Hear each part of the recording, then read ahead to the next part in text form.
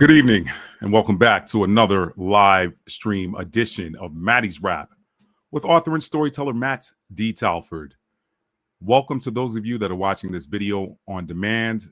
Thank you for finding the thumbnail and the title interesting enough to want to click on the video and explore the content. Thank y'all.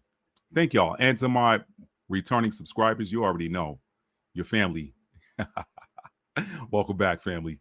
All right, as I am getting ready to get this live stream, this amazing live stream, this full moon in Aries live stream started, and waiting for some of you guys to join the live stream, I'm going to be getting together a couple of items that I'm going to need. Y'all know the routine. My returning subscribers, y'all, my family, my Maddie's Rap family, y'all know the vibes. Y'all know what we do over here. We get what's up there, Karen? Hello, thank you for joining. Bernadette, thank you for joining. I got a hot one for y'all tonight. We're talking about this full moon in Aries. Listen, y'all are probably going to be as shocked, as pleasantly surprised, but as shocked with the content of tonight's video as I was while receiving the download. You guys know, I got to tell you, for those of you that don't know, whenever I'm doing these full moon and these new moon readings, I understand what the energies are, because I've been studying astrology since 2021. So I understand what these energies are, I understand what they mean, I understand how they affect us. So when I purpose to do a live stream, I kind of have an idea of what we're going to talk about, but I never, ever, never am ready for the downloads I get while I'm drafting the script for the video. Tori girl, what's up? Thank you. She said, Happy Feast of Tabernacles, Sukkot. Okay, yeah. I got that on my calendar right there. Actually, y'all, let me show y'all this calendar while we're getting ready. Let me show y'all the calendar. If I can get it off. Hang on. I can get it off without tearing it down. Hang on, family. Hang on. We're getting started. We're going to be getting started in just a minute. Y'all know I got to set y'all up with some music. All right, before we get started. Okay, so I got this calendar. I'm going to show y'all. I order these every year. This is I don't know how many of y'all are familiar with Sergio and Rhoda in Israel. Here's the calendar. Here's the back of it. And as you can see, you got the Sergio and Rhoda logo right there. There it is. Sergio and Rhoda in Israel. I started watching them some years ago, and I love their work. They do a lot of videos regarding archaeology and that sort of thing. Well, some years back, they started doing these calendars, and I usually buy one for myself and buy them as gifts for family members and friends every year. And it's a really awesome calendar. It's got scriptures and some cool pictures of different sites that, you know, they photograph from their drone or from the ground while they're on their adventures in Israel or whatever. And I think it's very cool. So this one is, when I was a kid in New York, I'm going to say this really quick. I grew up in a town, Long Beach, New York is very heavily, Jewish and Catholic. And it's funny how, I'm going to be blunt tonight, y'all. It's funny how some of the Caucasian culture in this country tend to classify themselves as religious affiliation, which kind of lends to the video I did some years ago that said, titled, What Can Simple Bags of Flour Teach Us About Race? Race is so outdated, y'all. It's so overplayed. I mean, when you got people that are classifying themselves by their religious affiliation versus whatever the ancient classification would have been, it's just funny. But anyway, I used to know what all of the different holidays were as a little boy in New York, because the elementary school I went to, the whole school system, it recognized the Jewish holidays, and we had Jewish holidays out of school, so they would come out on the school calendars. But when I left New York and moved to South Carolina, I didn't know anything about those different calendar dates. I didn't know anything about. I mean, I lost track of them. So it's just funny now with them coming back around. But yeah, to your point there, thank you again, Tora girl. I didn't know that it was Sukkot until I looked at the calendar this morning and was just reading some of the scriptures from the different days. And it's got Sukkot began on Monday and it's going to end on Monday the 13th, which is invader of the Indigenous Peoples Lands Day, Columbus Day. All right. Anyway, so it ends on the 13th. But yeah, thank you for bringing that up. Yeah, happy Feast of Tabernacles. All right, so who else we got in here? We got Karen, we got Cassandra. What's up, Cassandra? Thank you. Queen Olivia, Juliet, thank you for joining. Hot Shot, thank you for chiming in. All right, y'all, let me do this. Y'all know I got to get the tea and I got to get the towel. So I'm going to step away for just a moment. And I'm going to start you guys with a song. When I get back, we're jumping right in on this full moon in Aries. The 3-phase upgrade is complete, y'all. Who knew that it was a 3-phase upgrade? I didn't even know that until that was poured into my spirit today via my crown chakra. I'm going to be talking about that tonight too. So y'all need to know something.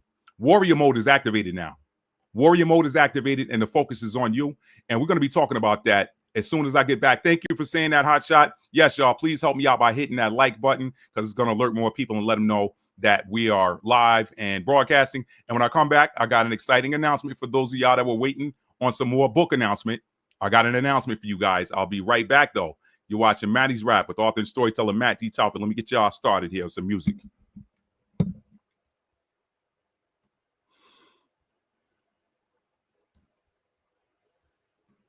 All right, family, I'll be right back.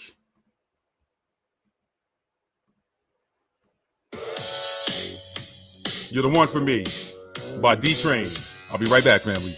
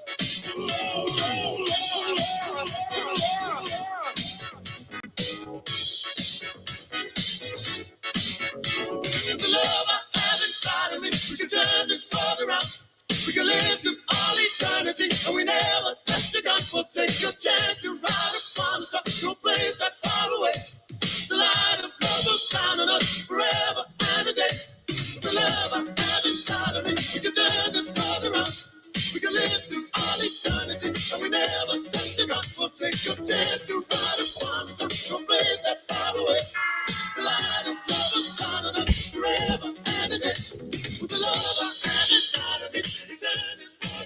right, let's take it on down, family. Let's take it on down.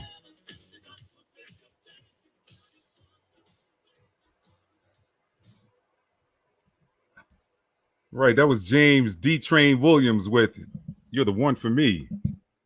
You're the one for me. All right, let's get it on, family. Let's get it on. You know, and there's a funny lyric in that song, that part where he says, "With the love I have inside of me, we can turn this world around. We can live through all eternity and we'll never touch the ground. We'll take a chance, we'll ride upon a star to a place that's far away. The light of love will shine on us forever in a day." What's that chance we'll ride upon a star? I wonder if that's 3-Eye Atlas. Right, take a chance, we'll ride upon a star to a place that's far away. I wonder if that's that Cadillac, that cosmic Cadillac. For those of y'all that saw my short, you already know what I'm talking about. Welcome back to another live stream edition of Maddie's Rap with author and storyteller Matt D. Talford. Again, if you are new to the channel, welcome. And to my returning subscribers, if you're back here a second time, you're no longer new, you're family now, okay? All right, you saw something in the content that said, hey, I think I want to check that out again. So I thank you. I want to express gratitude to you guys that continue to come back to these live streams. Now, let me make a quick book announcement before we get started, because some of you were wondering, hey, Matt, one of the paperback versions or the paperback editions of your new book, Twin Flames, Understanding and Solving the Problem of the Avoidant/Dismissive Divine Masculine, one of the paperback editions is going to be in. They're in, y'all. And I got to tell you, they're so beautiful. I don't know which one looks better. I don't know which cover looks better, the hard copy collector's edition cover or the standard edition paperback. Let me show you the two. All right. That is the hardcover edition. All right. Beautiful. Beautiful. Shout out to my designer for that awesome cover design. Thank you. And here's the standard edition. The standard edition, to me, it looks just as good. You know, one's silver, one's gold. Well, you know what I mean? I don't know which one looks better. All right. But some of you are wondering, again, what's the biggest difference between the collector's edition and the standard edition? For one, the collector's edition, hardcover and rare. There are only going to be 1,111 of these printed. Rare. If you got one of these, you're going to be one of the only people on the planet. If I sell, I shouldn't say if, let's be forward thinking. When I sell 1 million copies of this book, guess what? 1 million copies out there, you'll be one of a small percentage of people that has this rare collector's edition. We're not printing anymore after we hit number 1111. All right. For those of you that know what that number means with regards to that journey, you know, okay. And the standard edition, let me show you the other difference. Okay. Print size is the same, everything else is the same. Okay. Right before the table of contents in the standard edition, you have a little self-advertisement. Other great books by Matt D. Talford, okay? All right, so this is just an announcement showing you what my other titles are. And in the collector's edition, you have a very special signature page, autograph page, okay? Now, I'm autographing whichever copy you buy, I'm autographing it. But that collector's edition, all right, you got a signature page with my picture on it, okay? So that's the biggest difference. Everything else is pretty much the story is the story. The text is the text. All right. So those of y'all wondering where you can get your copy, we got 3 different pricing tiers. The most affordable pricing tier is available on ebook. That is Amazon Kindle and Apple iBooks. That is the most affordable pricing tier. And then the middle tier is the paperback. All right. And then the top tier premium edition, the first class flyers. That's going to be that collector's edition right there, okay? And the collector's edition and paperbacks are both available at my website, www.talfordarts.com/collections/books, or you can just go to talfordarts.com and click the collection for books, okay? Both of those you can get autographed. You can also get the standard edition at Amazon.com. If you want a standard edition paperback, you can also get it at Amazon.com. Please note that it will not be autographed. And if you're watching this from outside the United States, you have to get you want a paperback or you want a print edition, you're going to have to get it from Amazon. Okay. I don't ship to, as of now, I'm not shipping to other countries. I've done that in the past with some of my other books, and it's a little bit cumbersome. The people on the other end got their books, but I wasn't satisfied with how long it took them. I don't know if it had something to do with their local post offices or whatever. The furthest I've ever shipped has been the South Africa. I shipped one of my original books, From Fear to Faith, A Survivor Story, to South Africa, and that took her almost that particular reader almost 2 months to get the book, and I wasn't satisfied with that. So and I shipped it right when she ordered it, but it took too long for my liking. So maybe Amazon will give a better result. That is why at this time I'm not shipping to other countries. I'll ship to the UK as well. It didn't quite take 8 weeks, but still, it didn't meet my personal standard, y'all. So I don't know if it's going to be any different with Amazon or not. But anyway, it is what it is. Amazon might have local something set up. I don't know. But anyway, let me move on now. So I wanted to give you that announcement. Let me say what's up to some more people we got out there. She said, looks the same on camera, Matt. Oh, I see the gold banner isn't on the paperback. Exactly. Paperback doesn't have the gold banner. The paperback doesn't have the special signature page that has a photograph of yours truly. And I like that. I like that setup. It's very nice. So anyway, let me keep it moving. Let's see what else we got. We got Bella in the house. What's up, Bella? We got Tora Girl. Okay. All right. We got everybody in. So let's get it started, family. Let's get this party started. All right. Let me read the opening copy. Let me get my tea bag out of the mug because I don't like it when it's too strong. It's just longer to drink, then you got to sip it slow. Full moon in Aries. 3-phase upgrade complete. Warrior mode activated. Your focus is now on you. Okay.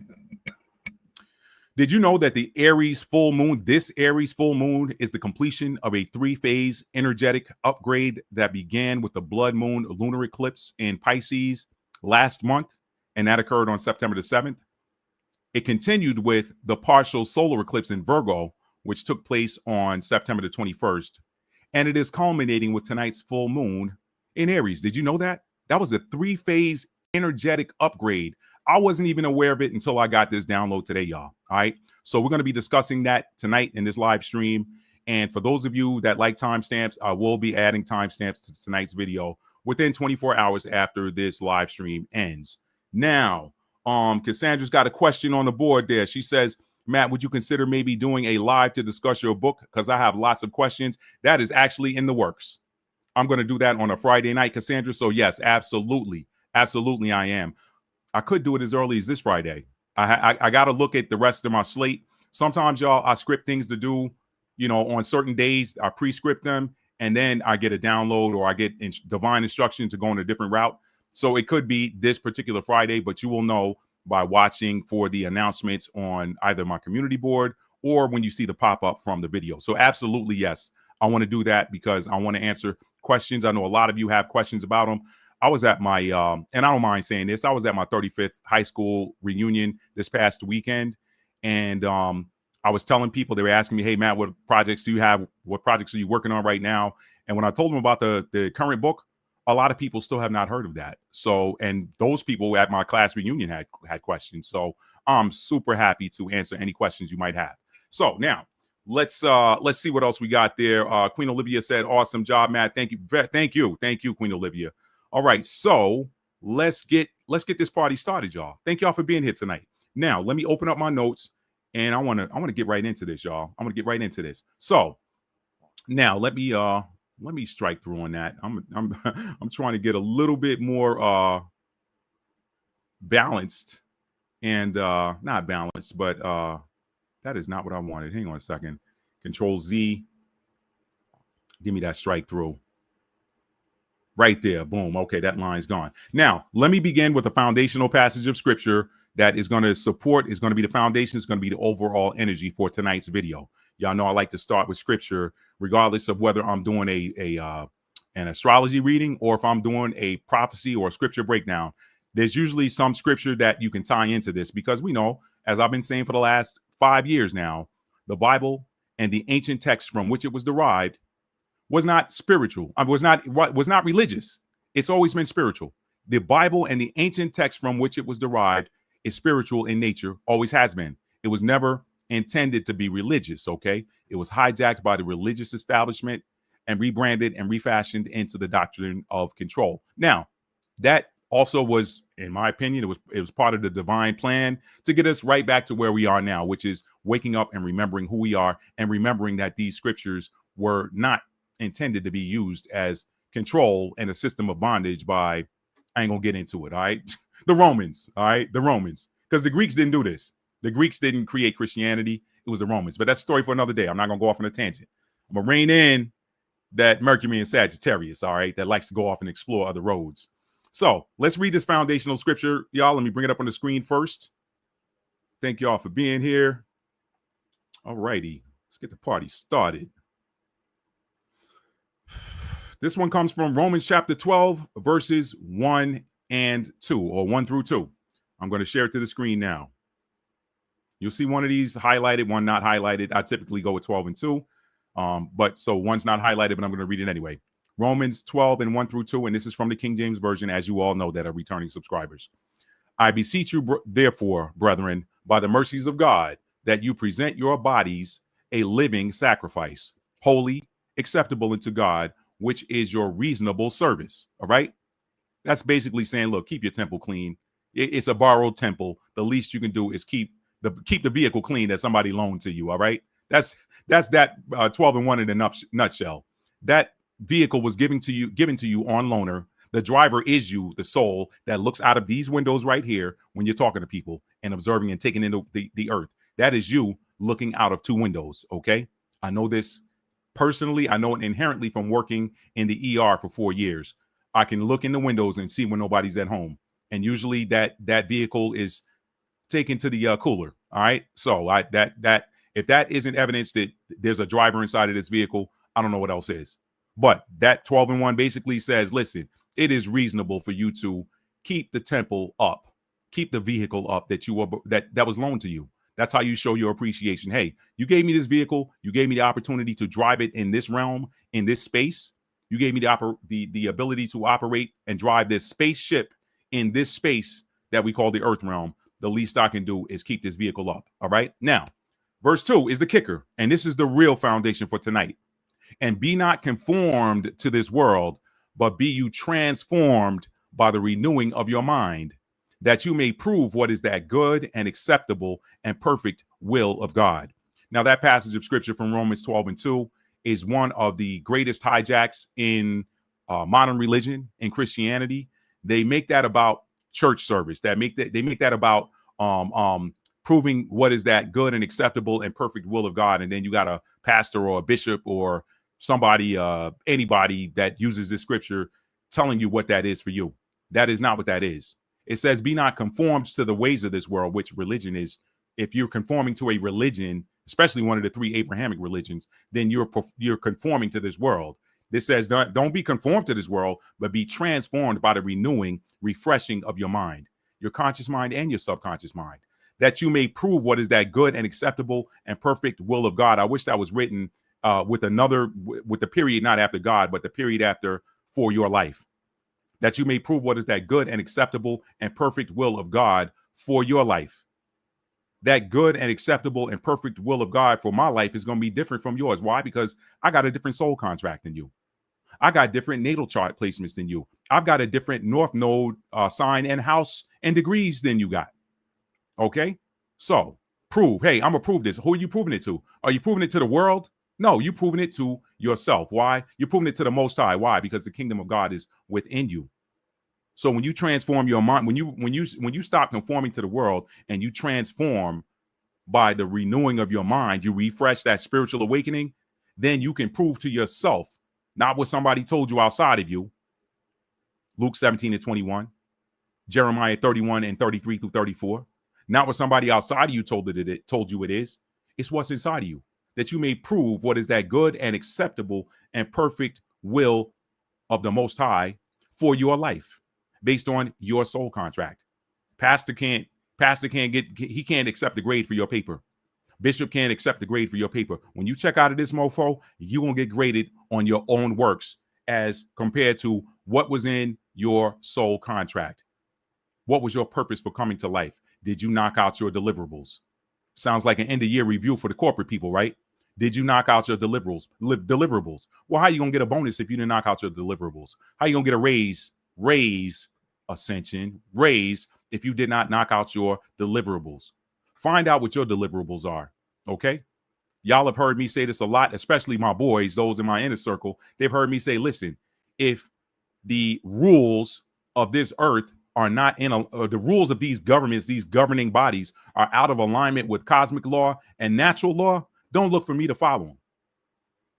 Don't look for me to follow anything that's out of alignment with natural law and cosmic law. And we're going to get into the cosmic part tonight, okay? Because and we ain't talking about law. We're just talking about this 3-stage energetic upgrade, all right? This 3-phase energetic upgrade that began in September, continued in September, and concluded this first week in October, all right? Let's get to it. Romans 12:1 through 2, all right? Well, y'all can, if you want to throw out the 1 is good. 1 is good, but make sure you lock in on that 2. Be not conformed to this world, but be transformed by the renewing of your mind.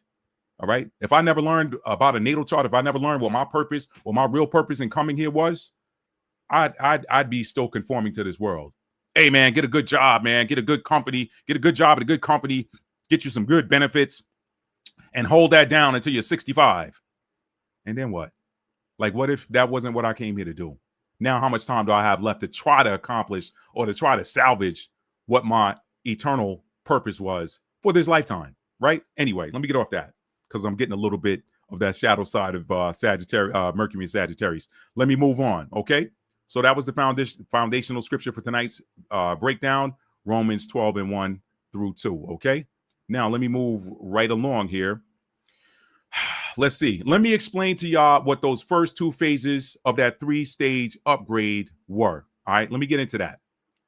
Stage 1, as some of you might have already guessed, because some of y'all are so fast, y'all ahead of me sometimes. I get in the car, I give a basic description of where we're going, and y'all are already there waiting on me. Okay. So, but for everybody else that needs to catch up, let me tell you what those 2 phases were of that 3-stage upgrade. And then we're going to get into phase 3, which is this full moon in Aries. Okay.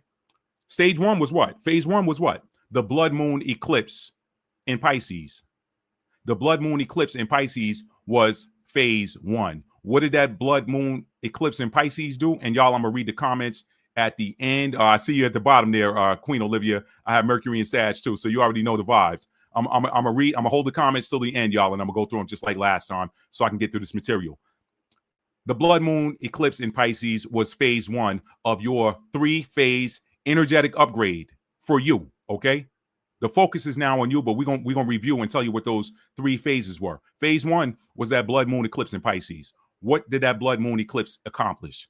That blood moon eclipse, because it was in the same sign that Saturn and Neptune were in. This is review for some of y'all. Because that blood moon eclipse in Pisces were conjunct Saturn and Neptune, 2 things resulted from that blood moon eclipse in Pisces. Okay. That blood moon, full moon, blood moon lunar eclipse in Pisces. Number 1, it removed the illusions. Lunar eclipses are the shedding of old stories, the shedding of lining. That's why it is a blood moon. The moon is feminine energy. Y'all put that together. I don't need to explain that. Blood moon eclipse removal, moon, feminine energy. Y'all know what that is. Old lining, old stories being removed so that new lining can come in and new seed can be planted for new creation. Okay. So that blood moon eclipse in Pisces was phase 1. What did it do for us? It removed the illusion because it was also in the same sign as Neptune, which is the planet of dreams, visions, our hopes, our aspirations, but also illusions. So the eclipses, what do eclipses do? What do lunar eclipses do? Lunar eclipses shed things that are no longer needed. Lunar eclipses shed things that no longer serve us. The opposite, which is a solar eclipse, it is the activation of new energy. So this is why the lunar eclipse always precedes the solar eclipse. This is the reason why, okay? This is the reason why the lunar eclipse came before the solar eclipse. The lunar eclipse had to shed the old lining so that new seed could be planted. The new seeds are planted with that. What do we do, y'all? Every month with these new moon manifestations, we plant new seeds. We plant seeds of new intentions during the new moon. Well, the new moon eclipse is an activation. It's a super duper supercharged activation based on the house that you have that sign in. Okay. So the blood moon eclipse, it removed the illusions that came from Neptune. This is why this was such a powerful eclipse season. The moon was in Pisces. The full moon was in Pisces. It was a lunar eclipse in Pisces. It removed the things that were associated, that no longer served, that were associated with the planets that also share that sign. So that blood moon eclipse in Pisces, being in the same sign as Neptune, removed the illusions. When the illusions are gone, what's left is what's real. Okay? The second thing it did was it closed out old karmic cycles. How did it close out old karmic cycles? Because the energy of karma, Saturn, was also in Pisces at the same time that we had the full moon eclipse in Pisces. So phase one of your energetic upgrade was the removal of the illusion and the closing out of old karmic cycles. All right. Now, phase two. Let me strike that off. Phase two was the partial solar eclipse in Virgo. The partial solar eclipse in Virgo was stage 2 of your 3-phase energetic upgrade. Okay. Stage 2 of your 3-phase energetic upgrade. Let me talk about that. Okay. So what did that partial solar eclipse in Virgo do? Why was that so powerful, Matthew? It was a two-way activation. It was a two-way street energetic activation. What happens in a two-way street, y'all? If the two-way street runs north and south, then you got one direction of traffic goes north, the other set of cars, vehicles, whatever, goes south. If it's east-west, one set of traffic goes east, the other set goes west. This was a two-way street energy activation. Why do you say that, Matt? Because the partial solar eclipses are activations, was in the sign of Virgo. All right. So we're activating fresh Virgo energy. But guess what? The South Node is currently in the sign of Virgo. So this eclipse also activated, it gave an energetic boost, an energetic pulse to the South Node. What happens when you activate the South Node? Two things. The South Node, the activation of the South Node is what gives us that two-way energy. Things that no longer serve you get pushed further. Hey, you got to go. Get in the South Node. Get in the South Node. I've been holding on to you too long. Yeah, we've been in the South Node since January. We've been in the South Node energy of Virgo since January. And I'm still holding on to these old Virgo themes, which have to do with your daily routines, things that need to get organized, things that need to get set in the proper order, things that have to do with our health. Okay. I'm holding on to these old health habits. I'm holding on to these old health routines, these old daily tasks that I really don't even like doing anymore. I don't love this anymore. And I'm still doing it. That solar eclipse in Virgo, conjunct the South Node, activated the pushing and the putting away of those old Virgoan themes that no longer serve us. Those old sixth house themes that no longer serve us. Okay. Some of us have wanted to get things organized in our lives, but guess what? Well, Virgo's in the South Node now. So here's where the other direction comes into play. It also activated the revisitation, because when you have a South Node being activated by solar eclipse, which is an activation, not only does it activate the removal of themes that belong in the South Node that we were holding on to, it also brings up old things that need to be revisited. It's almost like a long time retrograde if you think about it. It brings up old themes that we need to revisit. So that activation of the South Node is always going to be two-way street energy. They're getting rid of things that we've held on to for too long that we still didn't want to let go of, and the revisitation of things that we need to get back in order. Now, with that second direction, the revisitation of old themes that need to get set right, that we perhaps did not have the opportunity to do. Guess what they do? Guess what happens? They come back around, and we said, you know what? Thank you, Father. Thank you, Divine Mother. I got an opportunity to do something that I should have done before that I didn't do. Daily tasks, daily routines, things that need to get done. That's Virgo energy. That's Virgo energy. What do I need to get straight? What do I need to set straight and set in order in my life? That's Virgo energy. What it gives you, Virgo energy is also the energy of the analyst.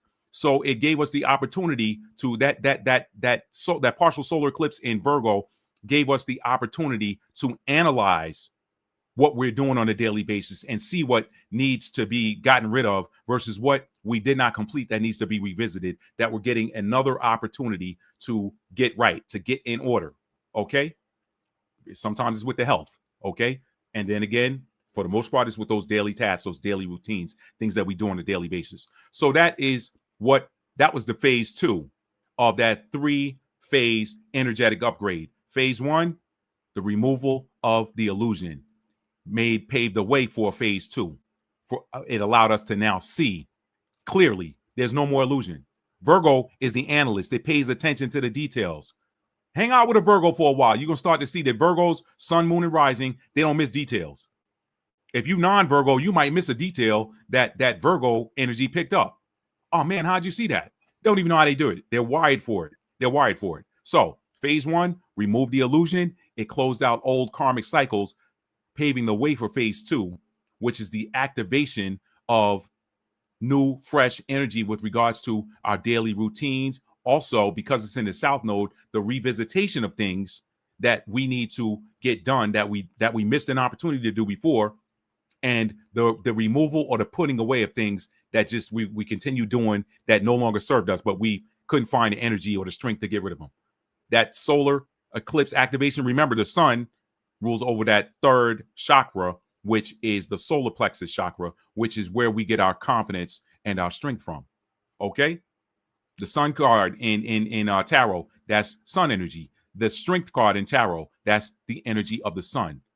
The sun strengthens us. Okay. So, and I got a story that a personal story I'm going to share with you guys in just a minute with regards to me having the opportunity to do something that I failed at 30 years ago.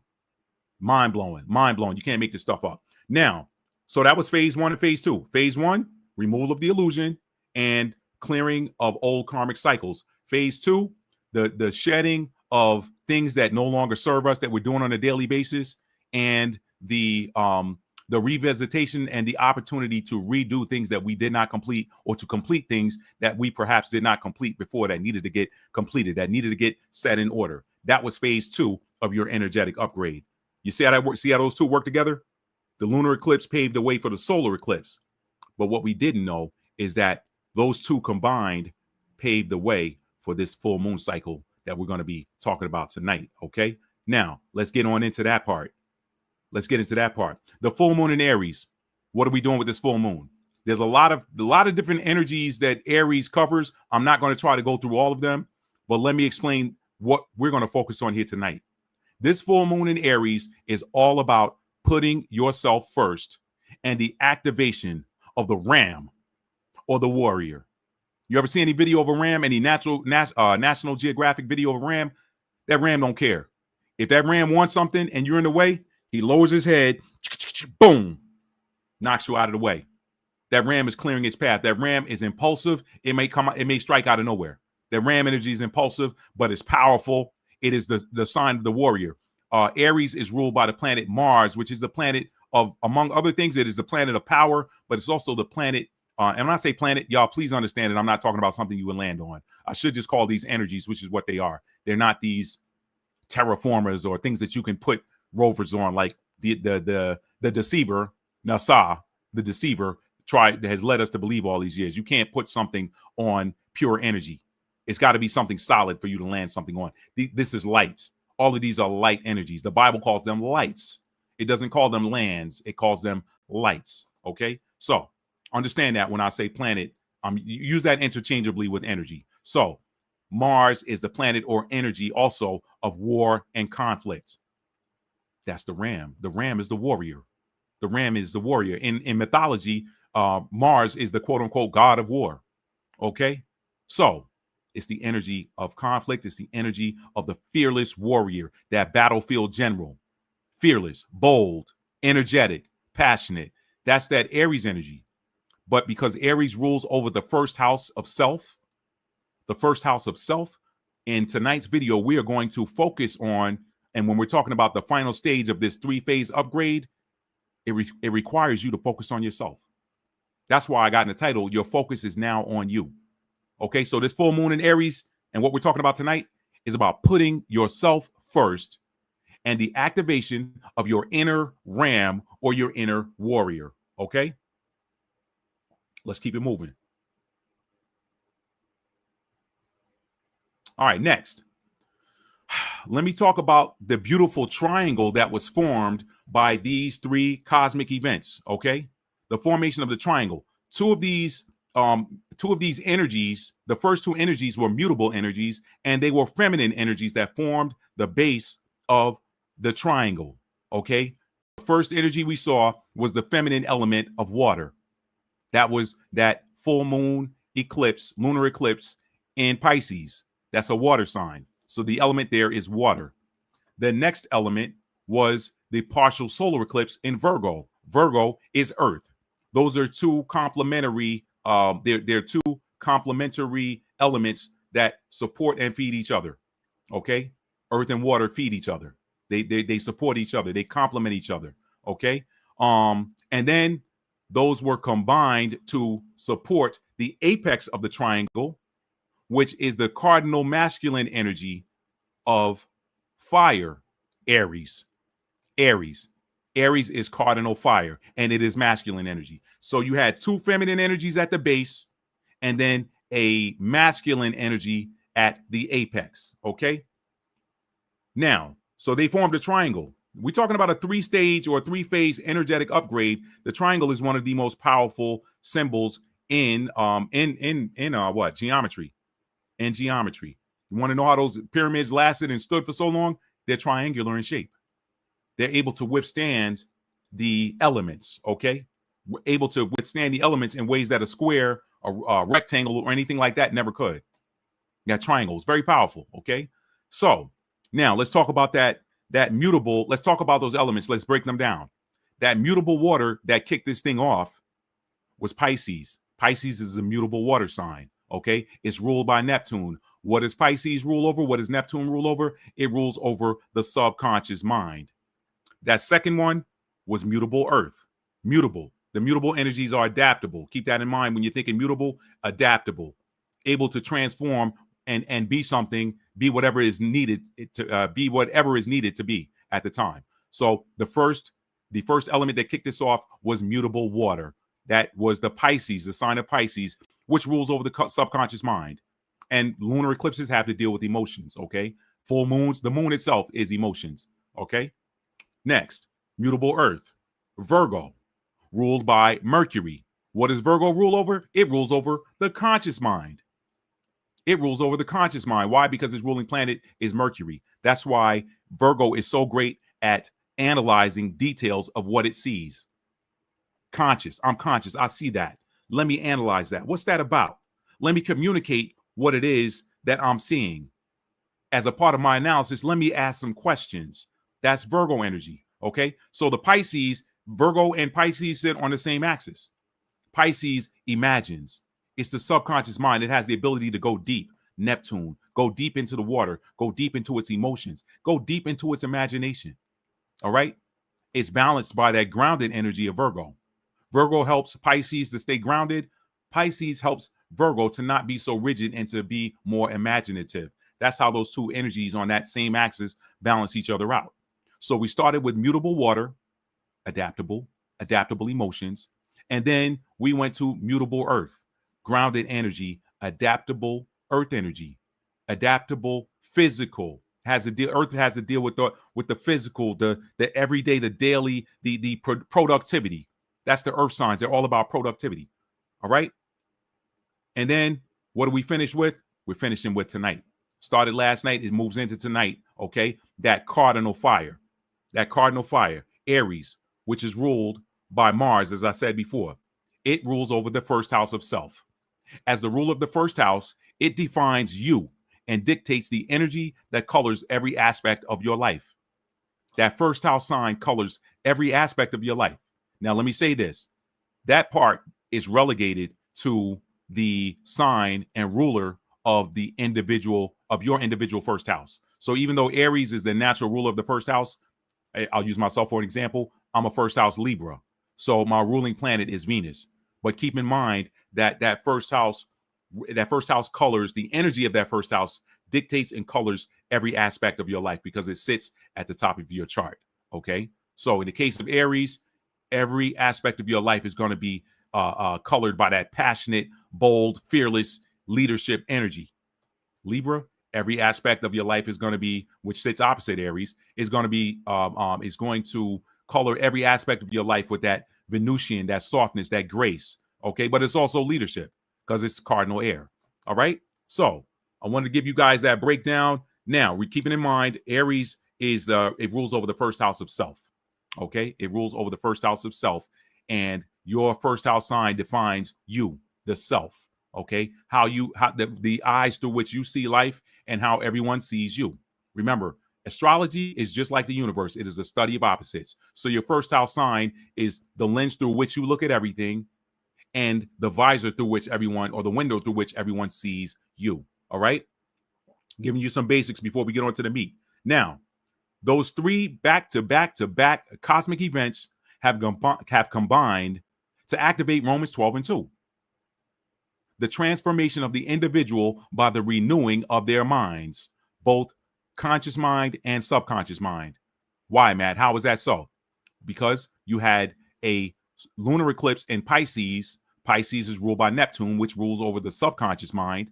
And then you had a solar eclipse in Virgo. Virgo is ruled by Mercury, which rules over the conscious mind and the conscious thoughts.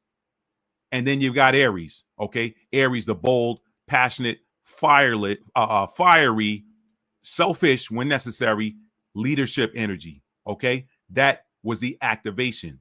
That was the activation. I'm going to show you guys how this has activated the inner warrior, how those three combined, those three back-to-back cosmic events have combined to activate the transformation of you.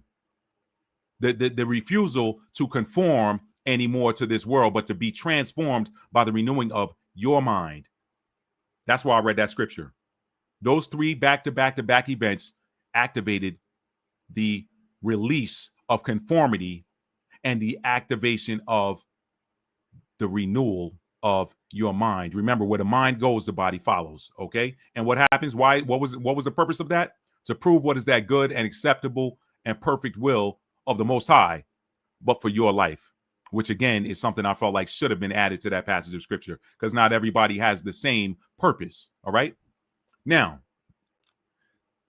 the separation continues. Y'all need to know that. What separation, Matt? The separation of the wheat and tares. We've been in this energy for a while. Y'all. And this separation with this trilateral cosmic event is furthering and widening that delta. Remember, the scripture says the end was going to be marked by a separation of the wheat and tares. Separation of the wheat and tares. We're going to find out what is nutritious and what ain't. That's what's happening right now. It's continuing. The delta is widening. Now, if you were not, I'm going to say this, and this is opinion, but I'm going to share it anyway. Everybody's entitled to theirs. If you are not energetically changed and upgraded in some way, shape, or form by these three cosmic events, the chances are good that you're likely on the wrong side of the separation of the wheat and tares that began 5 years ago with the events that took place in 2020. And that separation has steadily increased in speed and intensity ever since. Y'all have been watching it. Nothing has, and really, you can really kind of go all the way back to September 11, 2001, because that's really when the world started changing. A lot of you, some of you watching this video, do not remember when you could go to the airport and you did not need a ticket to get to the gate.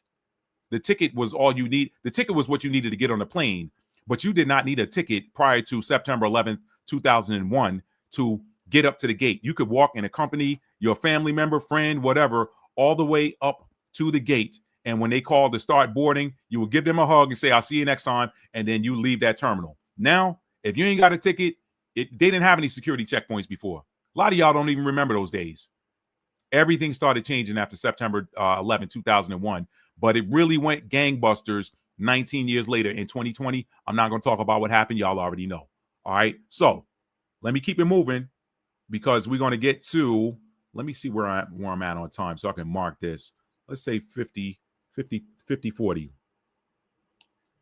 That'll help me. Okay. So let's talk now about how the cardinal and mutable energies work together. I'm giving y'all the backdrop before we get to how this affects you based on your Aries house, okay? Let's talk about how cardinal and mutable energies work together, because we're still in this 3-phase energetic upgrade that is introducing a new version of you to the world, okay? Number one, when cardinal energy finds itself stuck in a situation and seeks outside assistance, I'm talking about the leaders. I'm talking about the Libra, the Capricorn, the Aries, and the Cancer. Those are the cardinal energies, all right?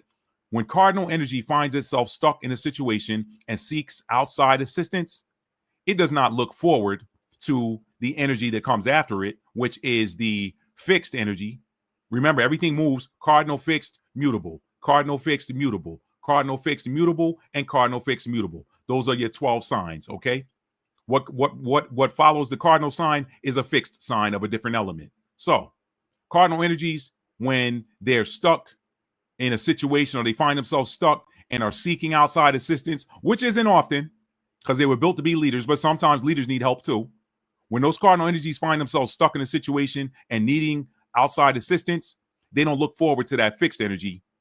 Why? Because the fixed energy is awaiting orders from the cardinal. What do you need us to do? Tell us what to do, Cardinal, and we're going to knock that out the park. So he's not looking forward to the fixed energy. Those cardinal energies fall back to their mutable sign counterparts. They fall back. Why? Because the mutable signs, they're excellent at helping the cardinals to examine all the options on the table and show them what the pros and cons of each option are. That's how the mutable signs actually help the cardinals. When the cardinals is stuck, the best place for you to go, if you can't get help from another cardinal, listen up, cardinal signs. If you can't get help from another cardinal, the best place for you to go is that mutable sign. They're gonna be able to help you out. They're gonna be able to help you say, okay. Usually a mutable of the same element, but it could be any mutable. Okay, Cancer, you get stuck, go talk to Pisces. Pisces is mutable water, so they'll be able to help you sort things of an emotional nature. Capricorn, you get stuck, go talk to that Virgo. They're going to be able to help you sort things that are of a productivity nature. Aries, you get stuck, go talk to that Sagittarius. That Sagittarius is going to be able to help you sort things that are of an action-oriented nature. Okay? And lastly, Libra, you get stuck, go talk to that Gemini. That Gemini is a student. They've learned a lot of stuff. They're going to be able to help you sort through that.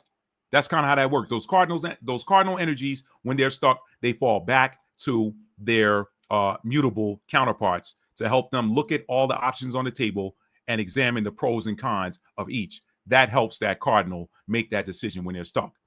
Now, mutable energies can lead let me tell you about mutables. The mutables, why they're mutable. They're adaptable.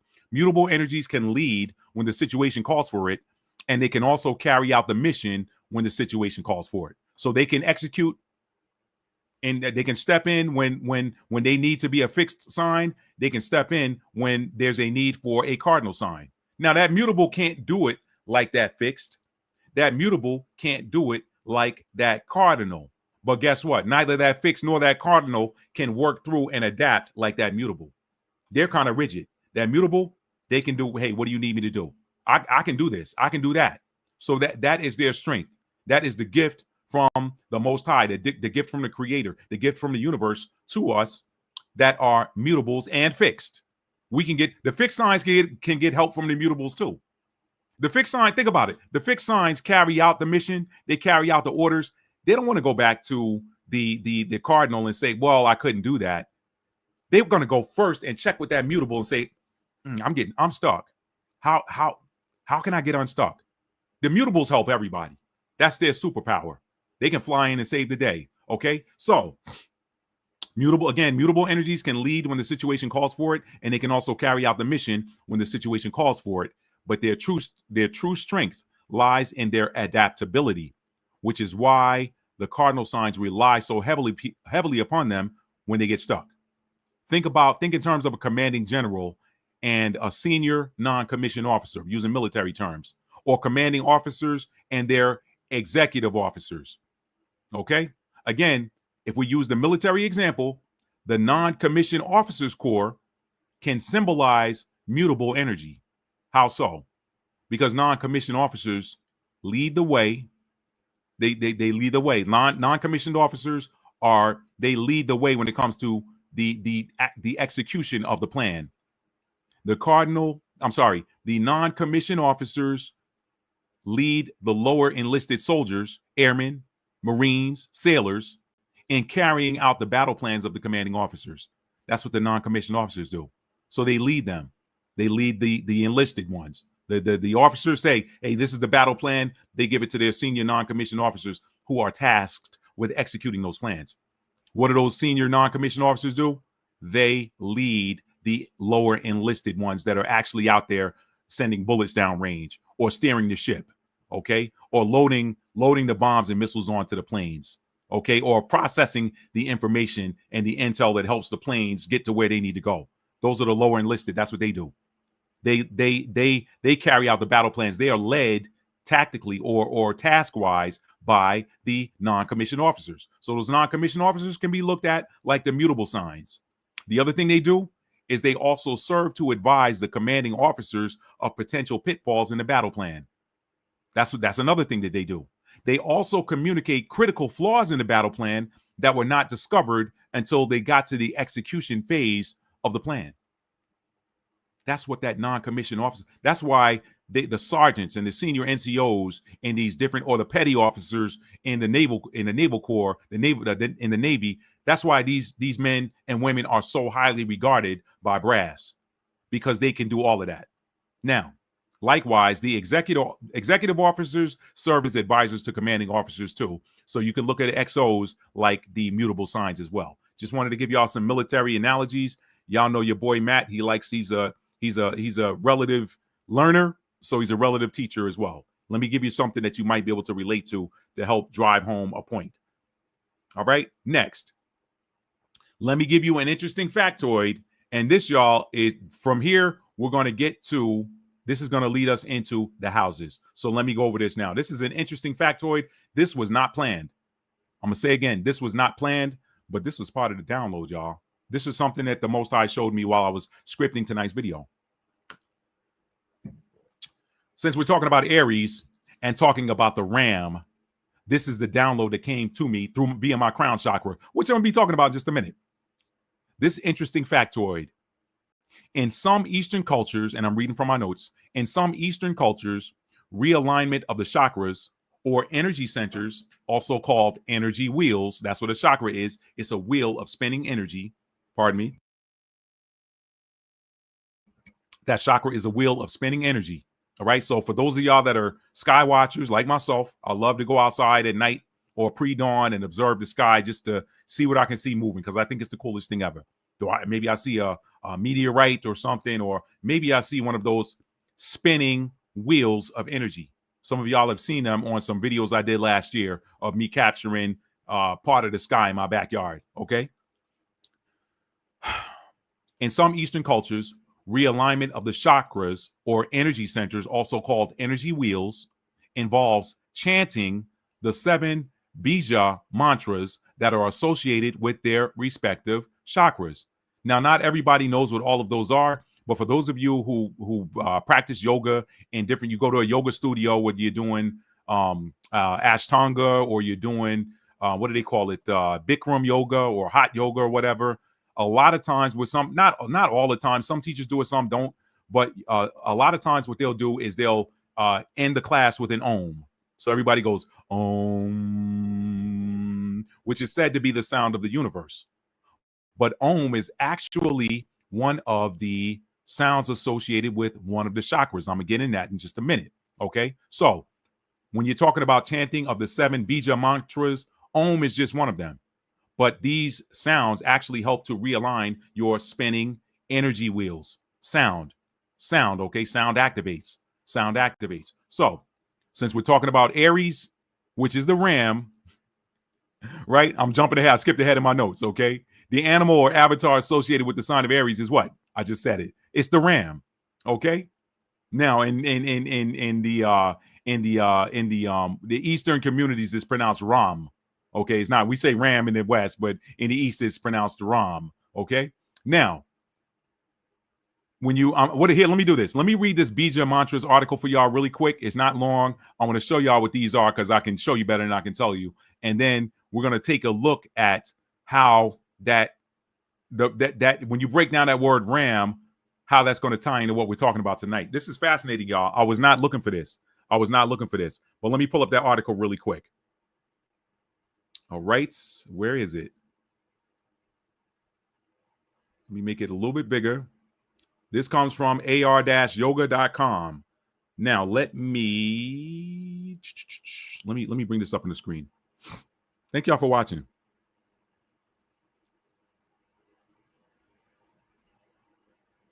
Okay, let me make sure y'all can see this. Okay, good. Bija mantras, the sounds of the chakras. Lam, Vam, Ram, Yam, Ham, and Om. What is a mantra? It is a sound, syllable, word, or group of words that is considered capable of creating transformation. Capable of creating transformation. What do some of the people that tell you that some of these manifestation coaches say? They say, repeat a mantra that is associated with something that you want to bring into your life. You want to be wealthy? Get up and say, I am wealthy. Say, I am wealthy all the time. I am rich. I am healthy. I'm wealthy. I'm rich. I am healthy. Whatever, something. They give you different mantras to say. What is a mantra? Here it says it defines a mantra as a sound, syllable, word, or group of words that is considered capable of creating transformation. I am blessed. I am blessed. I am blessed and highly favored. That's a mantra. People keep saying it. Some people say, well, that mantra stuff, stay away from that. But they'll say, yo, how you doing? Oh, hallelujah, I'm blessed and highly favored.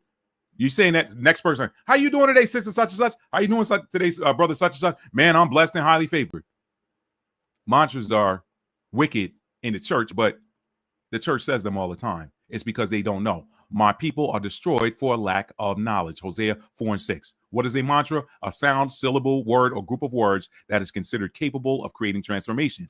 The Sanskrit word mantra consists of the root man or man, which is to think, also in manas, mind, and the suffix tra, meaning tools or instruments. Hence, a literal translation would be instrument of thought. What is bija mantra? Bija means seed. The bija mantras are one-syllable seed sounds that, when said aloud, activate the energy of the chakras in order to purify and balance the mind and the body. When you speak the bija mantras, you resonate with the energy of the associated chakra, helping you focus upon your own instinctive awareness of your body and its needs. Okay, and that was a quote from De Leon. What is a chakra? In Sanskrit, chakra translates, some people say chakra, some people pronounce it with an SH, some people pronounce it with a CH, whatever you like. Tomatoes are the same thing, okay? In Sanskrit, chakra translates into wheel. These wheels can be thought of as vortexes that both receive and radiate energy. This is how people pick up on people's vibes. What frequency are their chakras vibrating at? This is how you pick up on different vibes from different people, okay? Because we radiate energy, but we also receive energy via these chakras, okay? Now, there are 7 major energy centers, aka chakras, in the human body. They run from the base of the spine to the crown of the head. Emotions, physical health, and mental clarity affect how well each chakra can filter energy. This in turn dictates how pure the energy is that is emitted from different regions of the body. In some holistic health environments, they will tell you that the disease process starts with chakras that are out of alignment or out of balance. The first thing they work on with the person is getting their energy back in balance. And a lot of times that's tied to the emotions. Emotion, energy, emotion. Why does Matt always come on here and tell you guys, keep your vibration, your emotional vibrational frequency high? Okay. In traditional Hatha yoga, the 7 cleansing bija mantras associated with the chakras are: the root chakra is Lam. The sacral chakra is Vam. The solar plexus chakra is Ram. The heart chakra is Yam. I'm going to break these down. It's going to blow your mind. Give 1 second. The throat chakra is Ham. The third eye chakra, or the brow, is Om. And the crown chakra is Om. Now, in some articles, they'll say that 6th chakra is Om, O-M, and the 7th chakra is Aum, A-U-M. But in this one, I'm going with this one because I broke it down based on this. The 6th and 7th carry the same sound, Om. It's just that they have a different frequency with them. I'm gonna get into that. Now, this says chant the bija mantras either one at a time or in sequences. Repetition can help you access a meditative state. Ready to add another layer? Try focusing on the different regions of the body associated with each syllable chakra as you go through the bija mantras. Try it, blah, blah, blah, blah, blah. Okay, that's all I'm gonna read of that. Now, let me jump back over here to my notes. Let's see, where are we? You know what? I should have timestamped that interesting factoid, but I'll get to it. I'll rewatch it when I'm done. Now, so I've read for you that Bija Mantras article. Let's talk about it. When you look at the 7 Bija Mantras, the one associated with the solar plexus, again, is Ram. I just read that for you. Now, let's take a look at how Ram is associated with the solar plexus. The solar plexus is ruled by the sun, right? We talk about that all the time. That's why it's called a solar plexus and why the associated color is yellow. Color of the sun. Sunflower is yellow, okay? Here we go. Who is the sun god and ruler of the gods in the ancient Kemetic pantheon? To save time, I know y'all probably gonna put it in the chat, but to save time, I'm gonna go ahead and say it. I'm gonna answer the question. It's Ra. Ra. Ra is in the ancient Kemetic pantheon.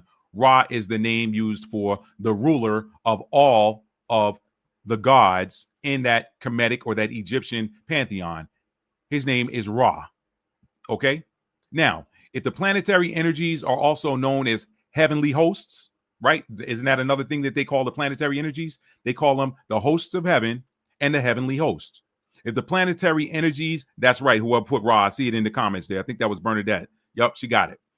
If the planetary energies are also known as heavenly hosts, then you can see why the name of the Most High was removed from the Bible and replaced with the Lord of Hosts. They take the stuff out to hide it from us, but they telling themselves. Why is that so? Go read Proverbs 26 and 27. You can't get away from the will of the Most High. Whoso diggeth a pit shall fall therein. The knowledge was hidden for a while, but it was hidden right there. And guess who put it there? The same people who took the name out replaced it with the title, the Lord of Hosts. When you know who the Lord of Hosts is in the ancient pantheon, we know who we're talking about. We're talking about that same energy that the peoples of ancient Kemet called Ra. All right. They don't want you to know that there is a connection between all of these systems. They all recognize who the Most High is. They don't want us to know that. It's because man-made religion was created to separate us. All right. Ninth house, which is where religion belongs, is about expansion, freedom, and expansion of the mind, expansion of thought, expansion. Religion lives in the ninth house. It's about freedom and expansion. The way they presented the religions of the world, the major three, the big three, the Western religions, is about constriction. Right? So they hid the knowledge that all of these systems understood the same Most High. They all did. They just called them something different. So that created division and created, as a result, strife. Now, let's take a look at let's keep it moving. Ra. If the planetary energies are also known as heavenly hosts, then you can see why the name of the Most High was removed from Scripture and replaced with the Lord of Hosts, which pretty much means the ruler of the heavenly host. Now, keep in mind that these so-called hosts, I said it before, they're not rocks in the sky that can have NASA rovers landed on them. I just told you, they're energies, they're spinning wheels, okay? That whole, we landed something on a rock, that's the hijack and the lie. That's the misdirection. That's to get you not to see that these are energies, that these are living energies. They're not just random energies. These are living energies, okay? If your chakras are spinning wheels, and some of you that are sky watchers can look up in the sky and zoom your cameras in and see spinning wheels of energy, like I observed, like I got on in a video on my YouTube and on my TikTok. If y'all can observe that, then what are you looking at? You're looking at you. I'm not saying you in particular, but you're looking at the same thing that you are. What you see spinning in the sky is a being, just like you. Why? Because you got 7 of those spinning wheels.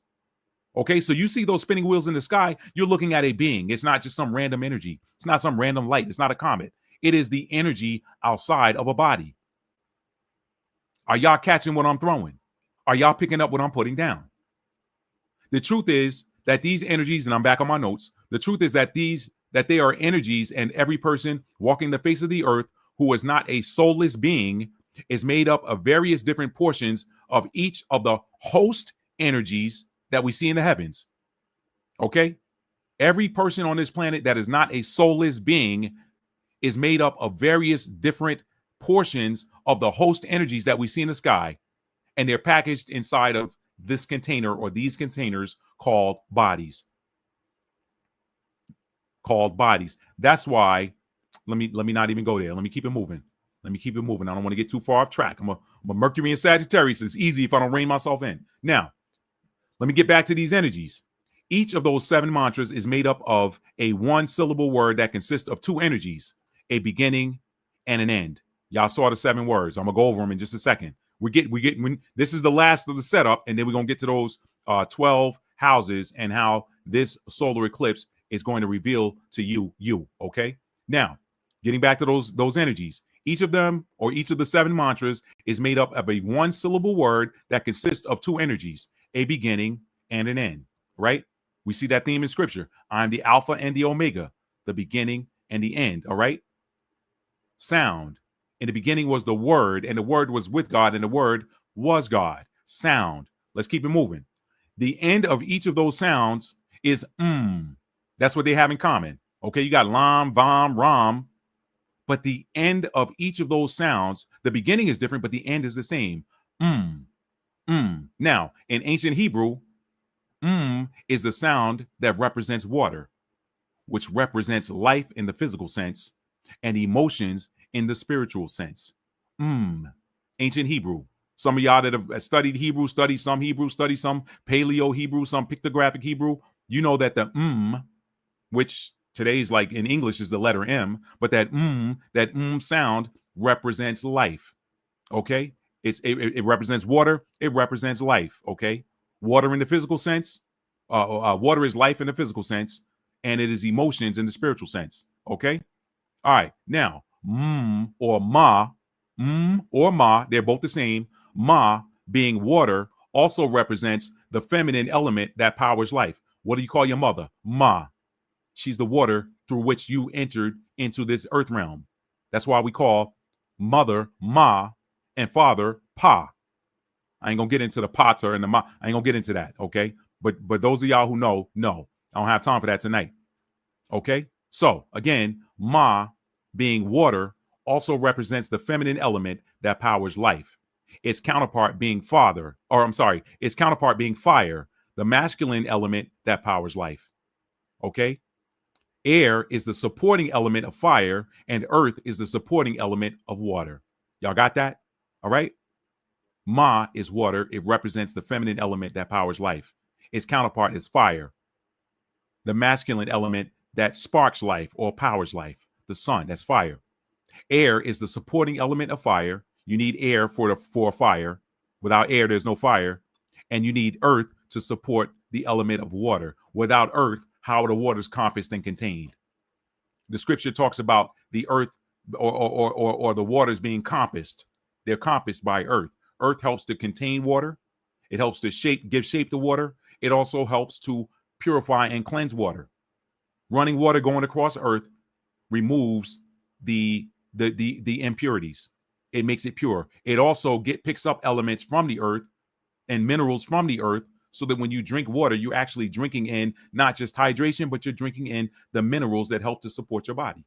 That's how they help each other. Now, let's look at each of these chakras and their associated mantras. Chakra number 1, the root chakra. Lam. I'm reading straight from my notes. Lam. In ancient Hebrew, La was represented by the image of a staff, okay, which was a tool used by the shepherd. The shepherd did what for the sheep? What did the shepherd do for the sheep? The shepherd secured the safety and provision of the sheep. The shepherd, using that staff, helped to secure the sheep, protect them, defend them. Okay? It also led the sheep to where the pasture was, where they could graze. The grazing was the provision. So the shepherd protected the sheep and it provided for the sheep. Now, now you put that La with the which is the root chakra. What is the, if you put that la with the what is the root chakra responsible for? What is it responsible for when you put it with it? La, protection, provision, life. So the root chakra, the sound lam, literally is the activation. Remember, it said these mantras are activations.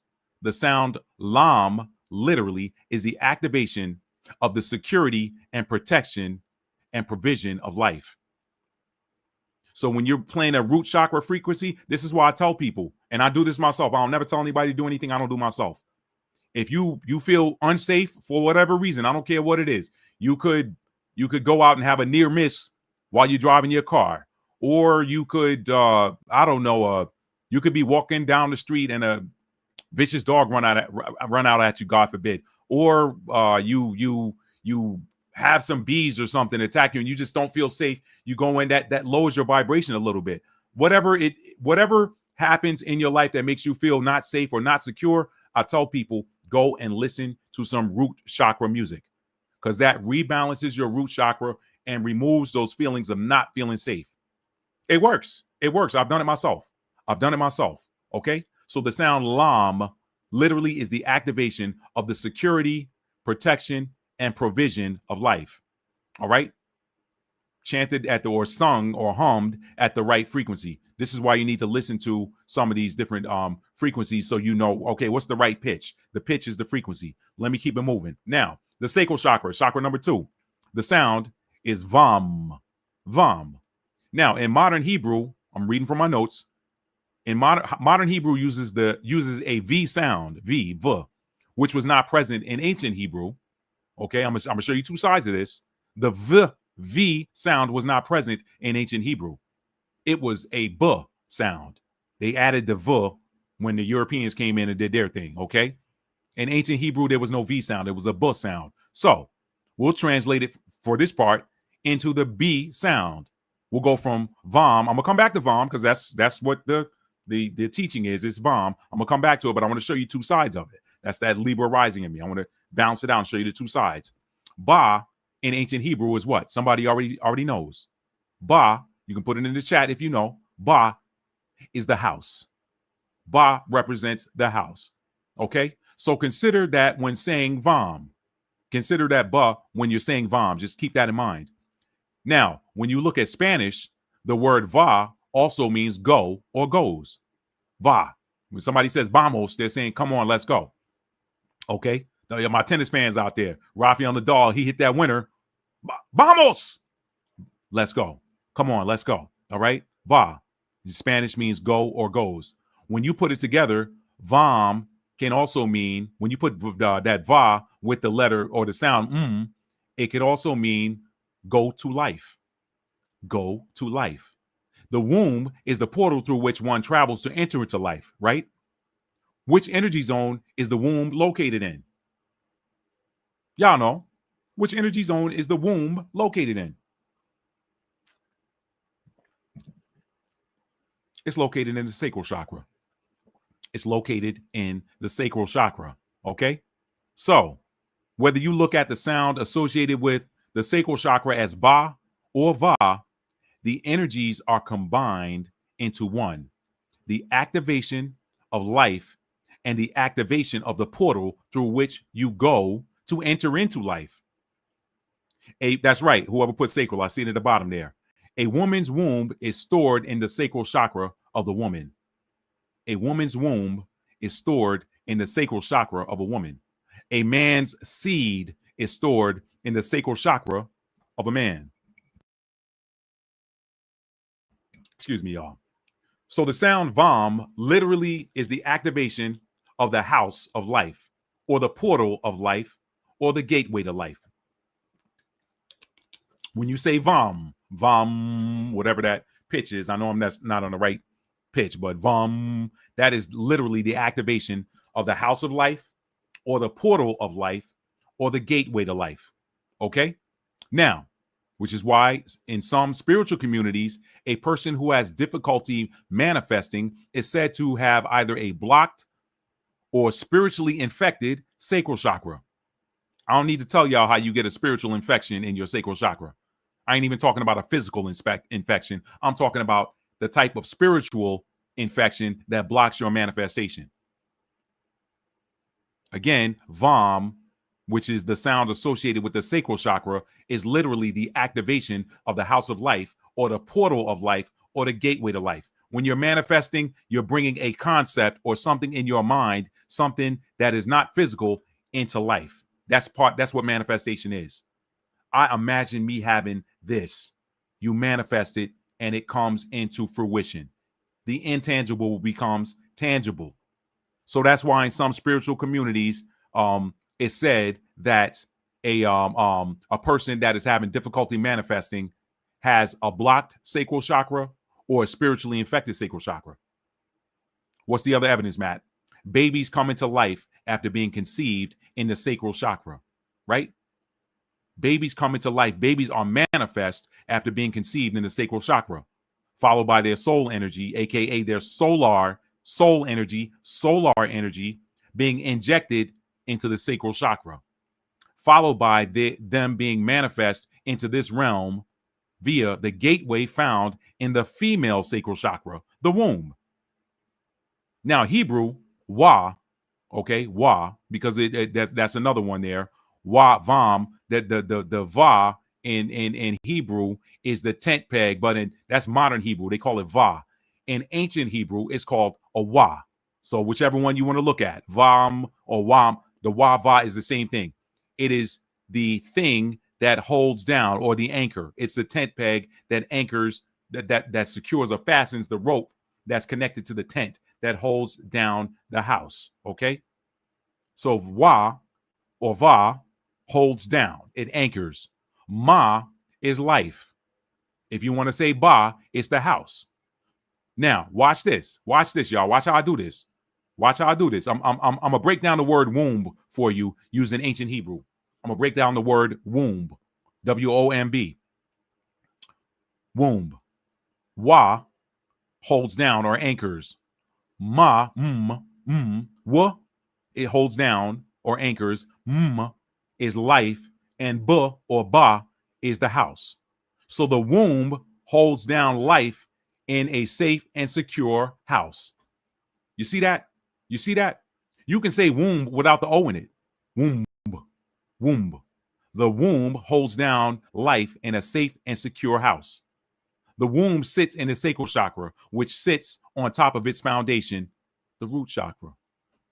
Y'all see that? I wanted to break that down. Let me move on to number 3, the solar plexus. The solar plexus chakra is Ram. Ram literally is the activation of the internal sun, which is the spark of life, the spark of creativity. As a side note, in modern Hebrew, which is a bastardized Eurocentric rendition of ancient Hebrew and contains very little of it, I needed to say that, okay? The word bad is Ra. We're getting back to the ram. We're talking about the ram because this is in Aries. This is the focal point. I'm going to do the other 4 chakras too, but I wanted to take my time with this one for just a moment. The solar plexus chakra sound is Ram, the ram, Aries. Stay with me. Ram literally is the activation of the internal sun, which is the spark of life. Remember I said Ra is the sun. Ra, right? Ra is the spark of life. It's the spark of creativity. And again, there's a reason why I said that. I wasn't trying to pick on nobody by saying what I said. I'm gonna read it again, and I'm not trying to pick on anybody. I'm just spitting facts. Okay.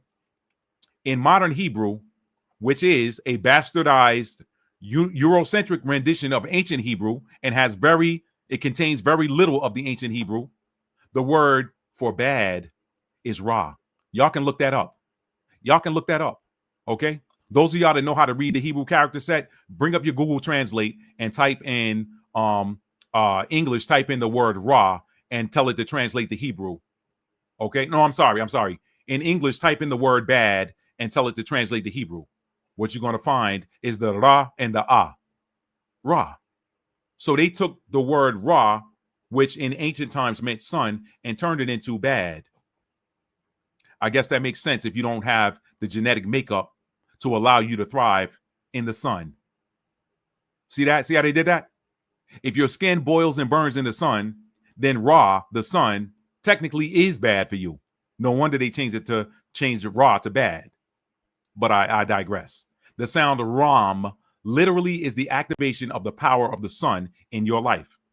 The sun powers life, or the sun is life. That's Ram, solar plexus chakra. The sound for the heart chakra, y'all gonna love this one, is Yam. Yam. Yam is literally is the activation of the hand that holds or carries life.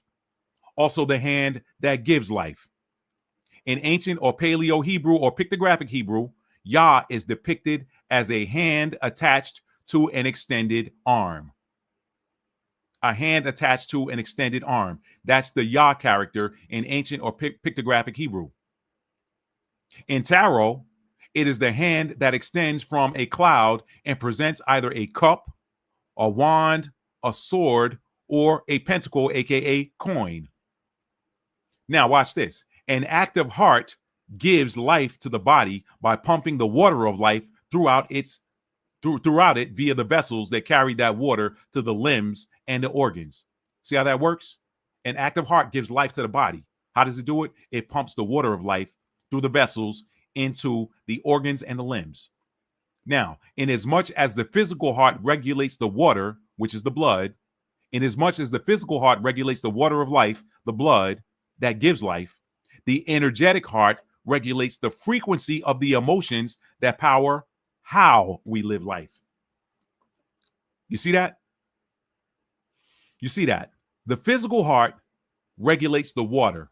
It regulates the water that gives life. What's the water that gives life? It's the blood. The energetic heart regulates the energetic heart regulates the frequency of the emotions, the frequency of the vibration, the vibrational frequency of the emotions that power how we live life. Also, within the spiritual and esoteric communities, the heart is known as the most powerful of all of the chakras. It's known as the most powerful and radiant of all the chakras within the energy body. It is the heart that magnetizes things to a person or drives things away from a person. Why, Matt? Because the heart governs the emotions. For example, the love frequency magnetizes positive experiences toward a person. The love frequency does. And it also gives life to others. A person that has a powerful, loving heart chakra, they also give life to other people. You ever been around somebody that just radiates love? You can feel it. It lifts you up, regardless of what kind of day you're having. If you're around somebody with a large and powerful heart chakra, you feel them before you see them. You feel them. When they come into the room, you feel them. Before they open up their mouth to say a word, everybody in that room feels that person. Okay? What's the other thing love does? It repels low vibrational experiences. So it magnetizes high vibrational experiences toward a person. It repels low vibrational experiences. On the flip, emotions like strife, envy, jealousy, etc. push away the positive experiences. They push them away from a person and they magnetize low vibrational experiences toward a person.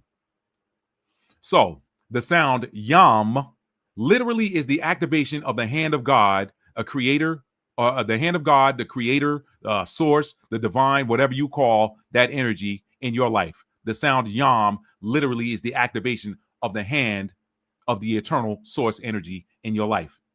It is the hand that both provides as well as touches and heals.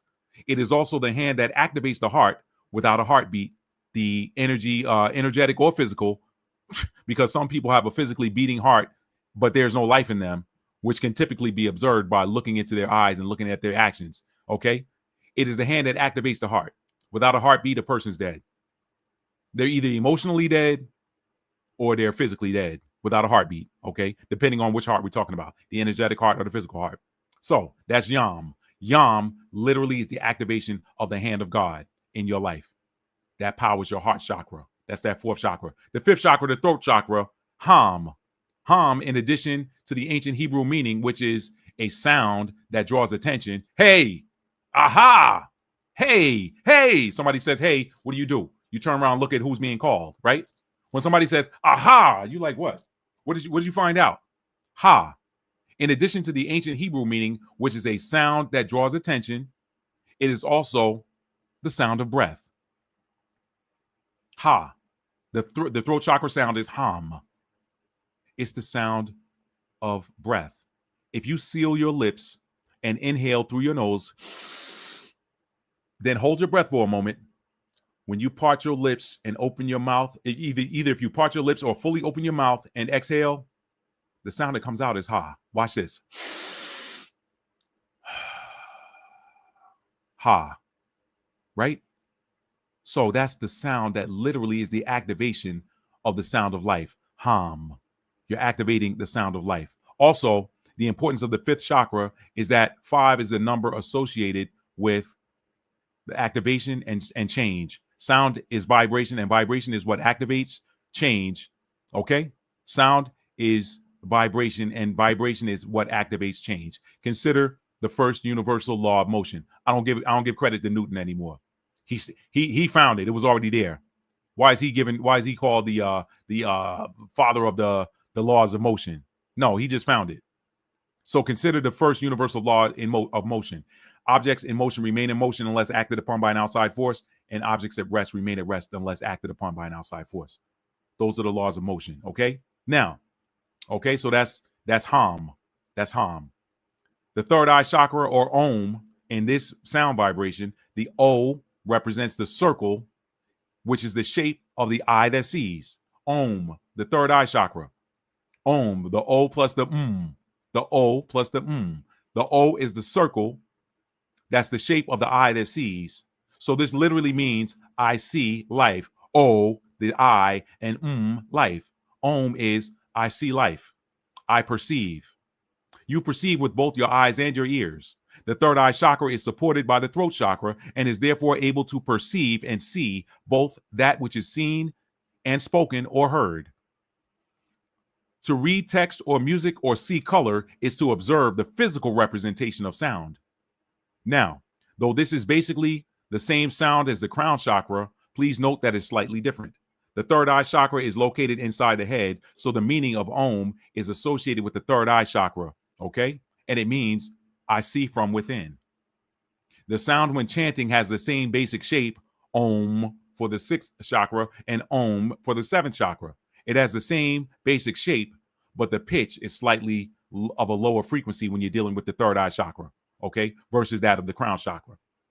The lower pitched Om associated with the third eye chakra, due to its location within the physical container, the third eye chakra is located within this physical container. Due to its location, literally means I perceive that which is physical. I also perceive from within. And finally, the crown chakra has the same sound, Om, okay? As it is in the case of the third eye chakra, the O represents the shape of the eye that sees, and it literally means I see life. Here's the difference though. Due to its location above the head, the meaning is I see life outside the body. The crown chakra, which is higher in pitch and more intense in color than its third eye counterpart, is able to perceive that which is not seen with the physical eye and that which is not heard with the physical ear. Okay? The higher pitched Om associated with the crown chakra, due to its location outside the physical container of the energy body, literally means I perceive that which is both physical and spiritual. You're seeing from outside. This is why Matt started saying outer stand. A lot of people say inner stand. I like to say outer stand, because outer stand, when you outer stand something, you see from outside of the body. So the higher pitched Om associated with the crown chakra literally means I perceive or see that which is both physical and spiritual. There's an energetic cord that connects the third eye with the crown chakra, but the crown is truly the eye that sees everything because it is attached to your energy body, but sees outside of you. Also, due to its location outside the physical body, it is the bridge between the person and the spirit realm. So now, to bring all this back around, this particular full moon in the sign of Aries, or in the sign of the Ram, is illuminating and revealing to us the areas of our lives where we have not operated in that energy, and is with that revelation. Okay, let me read that again. I think my eyes deceive me here. This particular full moon in the sign of the Ram, or Aries, Ram, is illuminating and revealing to us the areas of our lives where we have not operated in that energy, and is with that and is with that revelation, forcing us into that energy, thus completing the third phase of this 3-phase upgrade that began with the Blood Moon Lunar Eclipse on September the 7th, and the Partial Solar Eclipse at 29 degrees Virgo on September 21st. Okay, with this full moon in Aries being the third and final phase of your energetic upgrade, I'm going to transition now into the main course of tonight's live stream by saying, welcome to the new and improved you. All right. I know I gave you guys a bunch of backdrop to get you, y'all. I wouldn't have done you full and complete justice if I had just talked about the RAM and associated the third, the solar plexus chakra, which is chakra number 3, without giving you the references of the others. That's why I know I was going to take a little bit of time and a little bit of a side road to do that, but I wanted you guys to see that sound connection with all of them. Okay. Now we're dealing with Aries, which is the RAM or Ram, which is the sound associated with the solar plexus chakra, which is governed by the sun. Okay.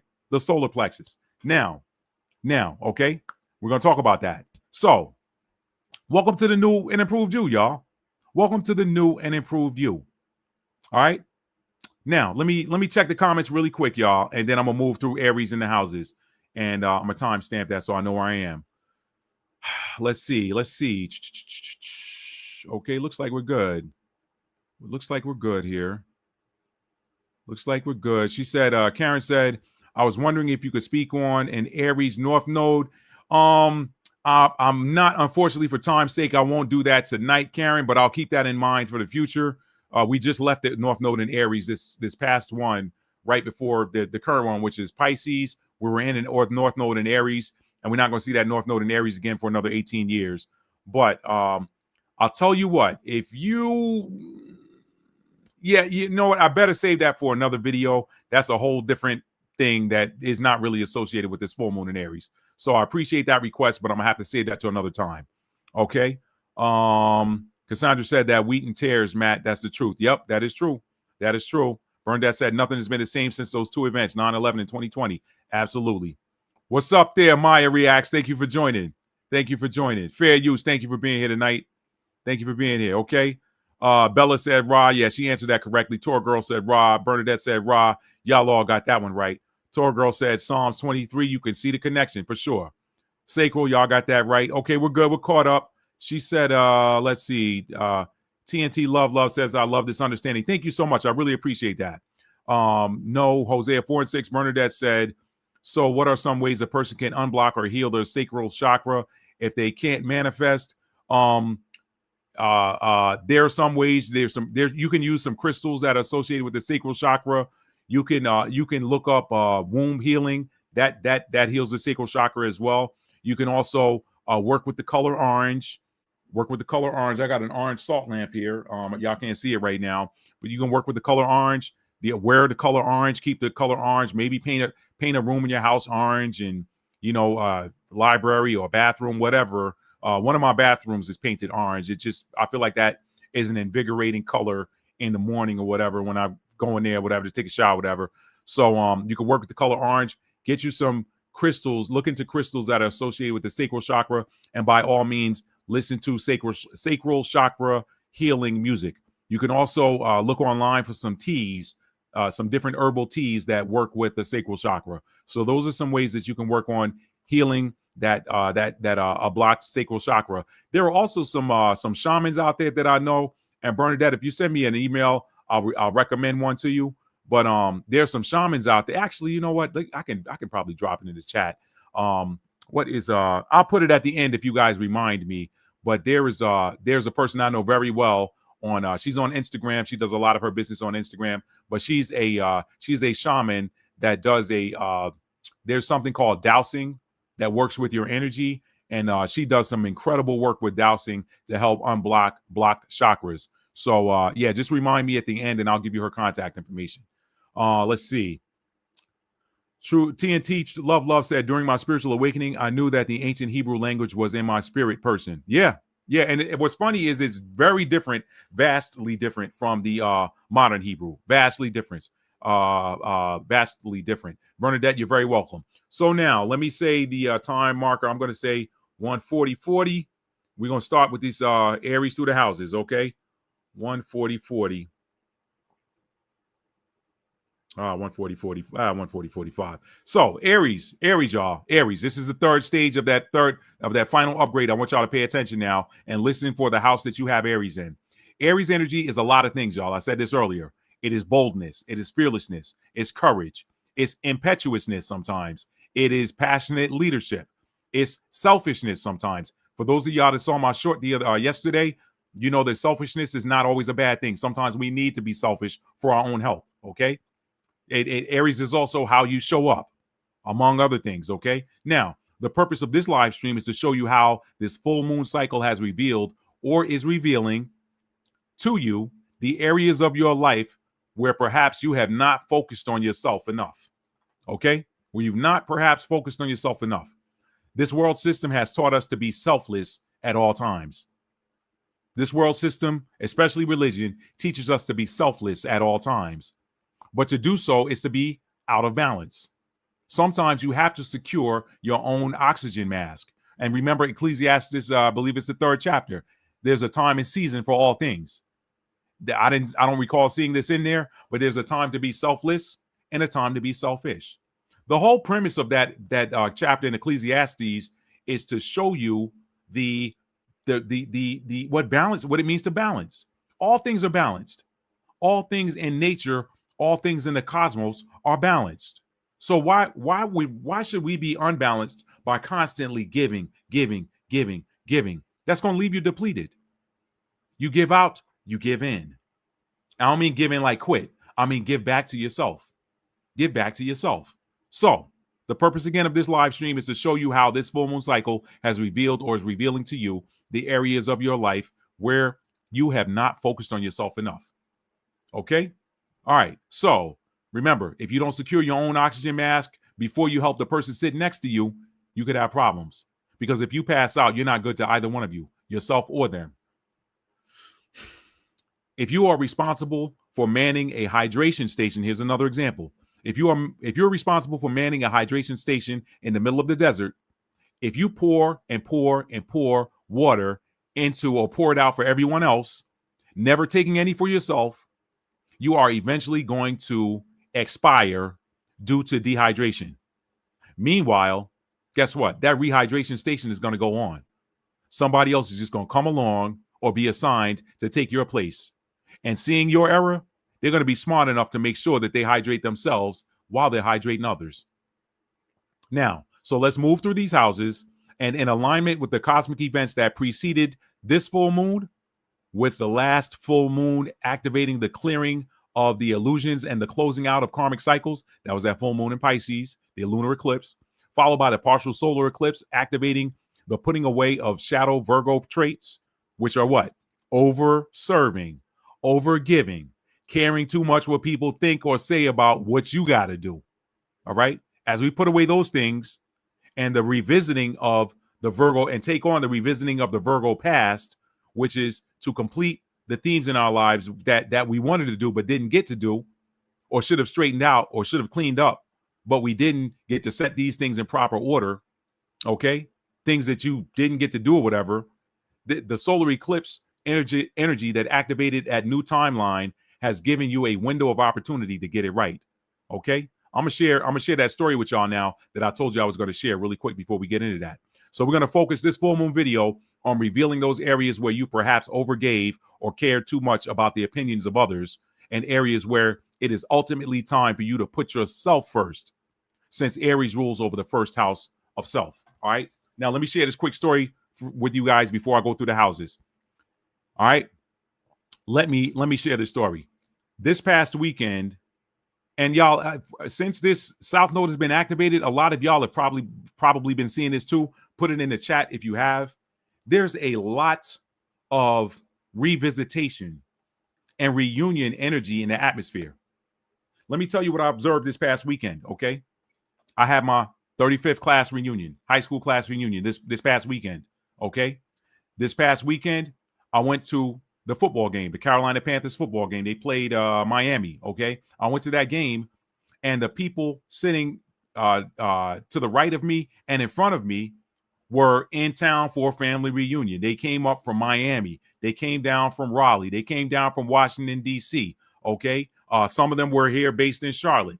They all came together for a family reunion. And because they were all Dolphins fans, they went out to watch the Dolphins play the Panthers. One or two of them were Panthers fans, but this lady sitting next to me, she's telling me, and she's the matriarch of the family. She's introducing me to her son, her daughter, grandchildren, and telling me the story. Hey, those people sitting over there across the field, I couldn't see them, but those people sitting across the field, those are my family. They're in section da-da-da-da-da-da-da. I'm like, wow, a lot of reunion energy out here. That this particular South Node in Virgo is an opportunity. The opportunity is going to present itself. I don't know how it's going to happen for you watching this video, but the opportunity is going to present itself for you to go back and redo or get something right that you wished you had done before that you didn't get to do. You got another chance. You got another chance. And this time you may not get another chance. So keep with that in mind. I shared that story as an example for you all to see that, hey, this South Node is activating energies that are allowing you to go back and do something that perhaps you didn't get to do. My high school class reunion. I've never set foot back in my high school that I graduated from. And there were opportunities for me to go and see things on the inside. I didn't do it. You know what? This time I did. This time I did. And this time, I mean, part of me didn't want to go to the class reunion, just be like, you know what? But you know what? I had a wonderful time. I got to see some people that I didn't get to see at the class reunions I went to in the past. So this was, y'all, the energy is out there. The energy is out there. Take advantage of it, y'all. I don't know what it is for you watching this video, but please take advantage of it. You may not get the opportunity again. Take advantage of it, okay? So that's all I got to say. We're gonna go through these houses now, and y'all know what the drill is. Every month we do this. We express gratitude for all of the upgrades. We express gratitude for the baby being delivered by the universe with the full moon. We express gratitude for the harvest. The new moon, we plant the seed. The full moon, we harvest. Okay, we harvest and we express gratitude. That combats with the dark side and the hoogly googly junk they do during the full moons, because they harvest too.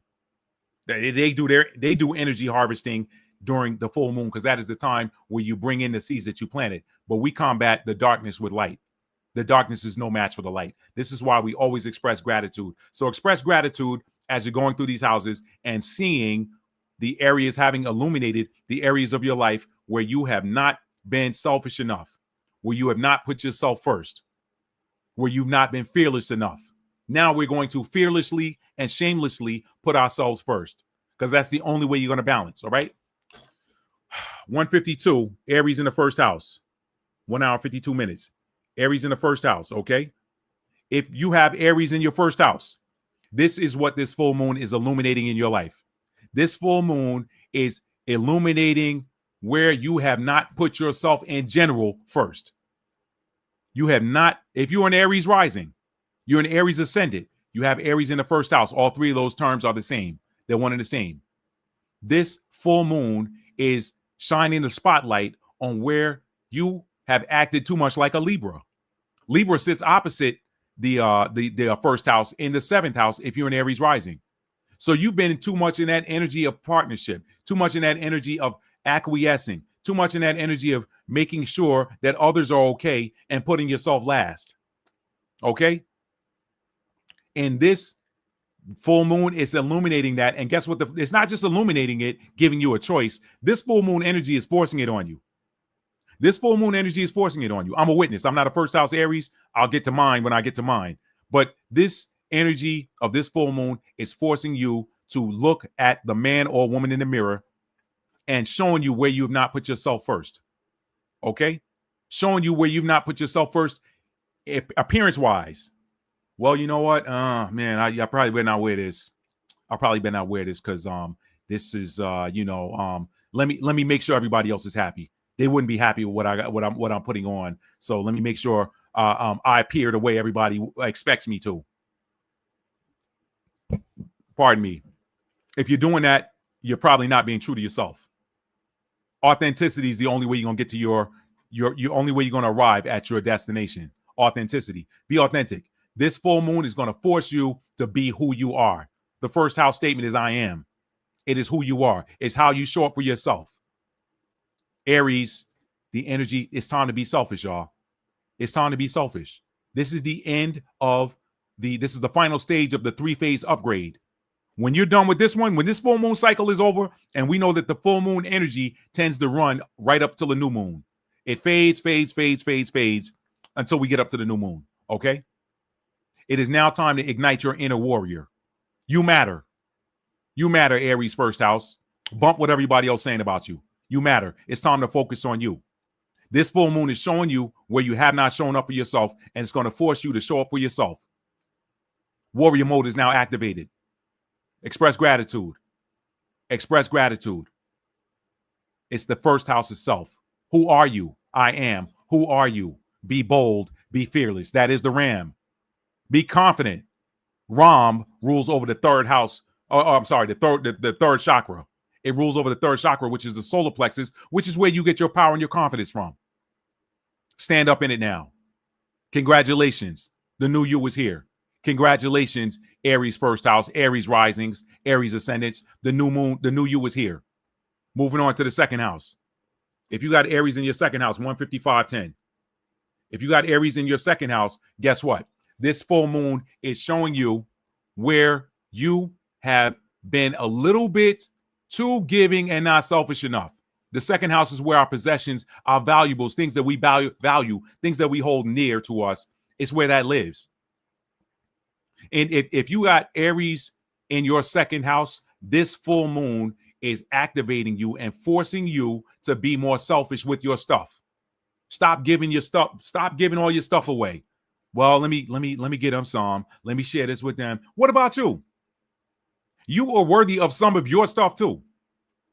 If you got Aries in your second house, this full moon is going to force you to stop acting like a Scorpio. What do I mean by that? Scorpio sits opposite, or the eighth house, which is ruled by Scorpio, sits opposite the second house. Guess what Scorpios do? Scorpios are the number one sign of sacrifice. Scorpio makes sure that everybody else is taken care of. That's the energy of Scorpio. Do they have Taurus in them? Yes, but it's on the tail side. Remember, this is an axis. Taurus on one side, Scorpio on the other. The second house is ruled by Taurus. Opposite the second house is the eighth house, which is ruled by Scorpio.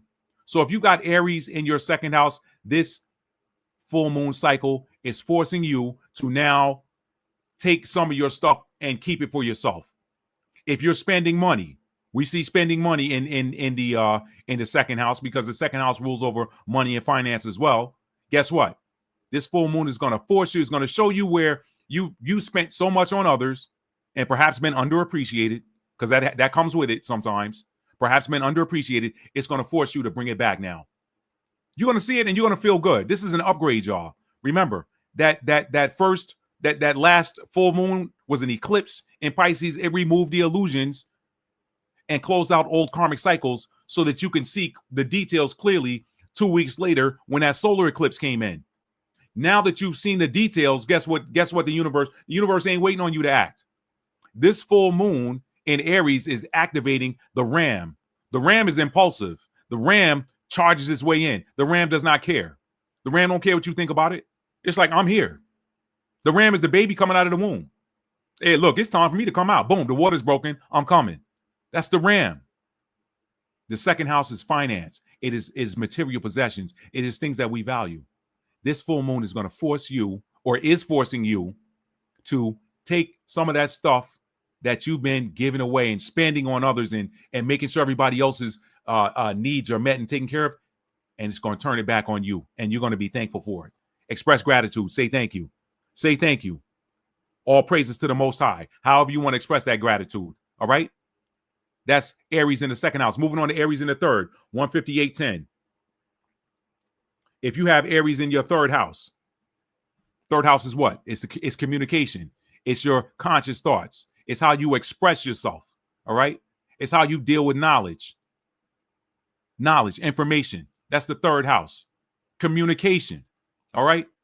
What this Aries full moon is showing you is where you have not expressed yourself enough.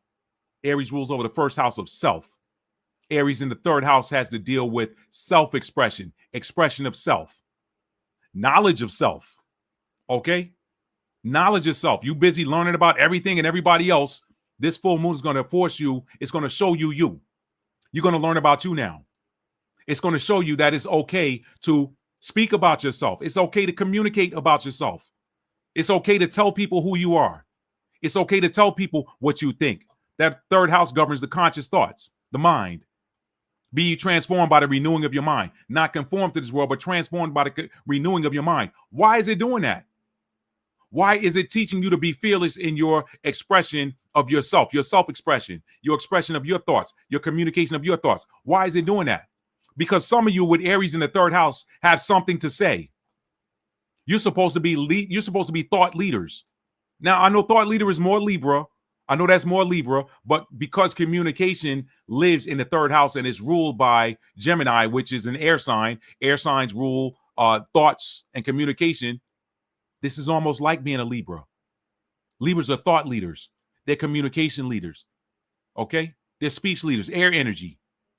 You got the Ram, fire, passionate fire in the house that's ruled, that governs communication. Okay? So this full moon is showing you where you have not spoken up enough about things that matter to you. You're going to do it now. You're going to do it now. Some of y'all have probably already seen that. Remember my video yesterday? I said, be careful in this time during this full moon cycle, because you could find yourself getting into arguments and verbal conflicts with people, because Aries energy holds conflict with it as well. Some of y'all with Aries in the third house, you probably have had an argument or two already over the past day or so. This Aries full moon cycle is commanding you, making you, forcing you step up and be fearless in your communication with regards to what matters to you, what you care about, what's important to you. Being a leader means that, hey, you know what? Somebody's going to follow you. Maybe you have been too acquiescent or too silent when you should have been bold in your speech. That's what the Aries in the third house is. So if you got Aries in the third house, it's okay. It's okay if you weren't doing it. You're going to do it now. The universe is, this is a powerful, y'all, this 2025 is a powerful year. It could have to deal with the energy, the number energy of the year, which is 9, the ending of cycles so that new ones can begin. This has been a powerful year, especially this back half, y'all, especially the back half of this year. That's Aries in the third. That's Aries in the third. Aries in the fourth, 201-35. If you have Aries in your fourth house, that is the house that governs the emotions. The house that rules over family, emotions, okay? Family and emotions. Things of a home nature, the home. That's the fourth house. You got Aries in that fourth house. This full moon cycle is showing you where you have not taken enough for yourself with regards to your emotions. Your emotions have gone outward. You've expressed love. You've expressed care. That fourth house is ruled by Cancer, so it's about nurturing. You've nurtured other people. You've spent too much time nurturing others and have not nurtured yourself enough. This is going to force you to be bold. It's going to show you where you have not nurtured yourself enough. If you got Aries in your fourth house, you probably have already seen it over these past several days. The universe has shown you, God has shown you, Source has shown you, the divine has shown you where you have not nurtured yourself enough. And this full moon cycle is the activation of you nurturing yourself. How you show up for yourself emotionally. How you stand up and choose to be a leader in your family. The fourth house is ruled by Cancer. That's already cardinal energy. But yours with that Aries there, that's that bold, passionate, me first energy. You're supposed to be me first. You were created to be me first in the home, in your family. There's a reason for that. There's a reason for that. It's probably because you know what you're doing, but perhaps you doubted yourself. So this full moon cycle is forcing you to stand up for yourself emotionally. Me first. My emotions matter.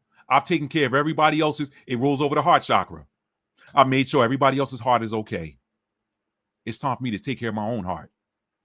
When you take care of your heart, you take care of your health, period. Physically and emotionally.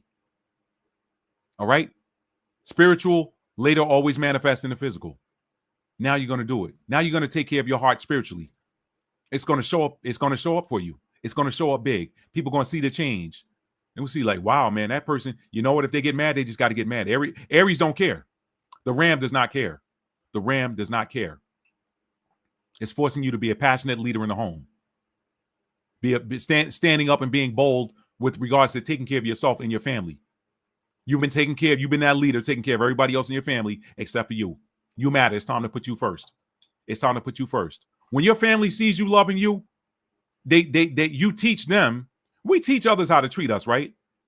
When they see you taking care of you and saying, look, y'all got to take a back seat now. It's my time to take care of me. You're going to get a lot more respect. They're going to respect you and appreciate you that much more. And if they don't, they need to be in your life anyway. They didn't need to be in your life anyway. Okay? That's Aries in the fourth. If you got Aries in the fifth, 204-45. 204-45. You got Aries in your fifth house. Fifth house is what? Creativity, your creative projects, your passions, the things that make you feel alive, the things that make you feel young. Okay? Romance, even. All that stuff lives in the fifth house. Children, all that lives in the fifth house. If you got Aries, you're in this respect, it's probably more of the inner child. I'm gonna go with the inner child more in this respect. Okay.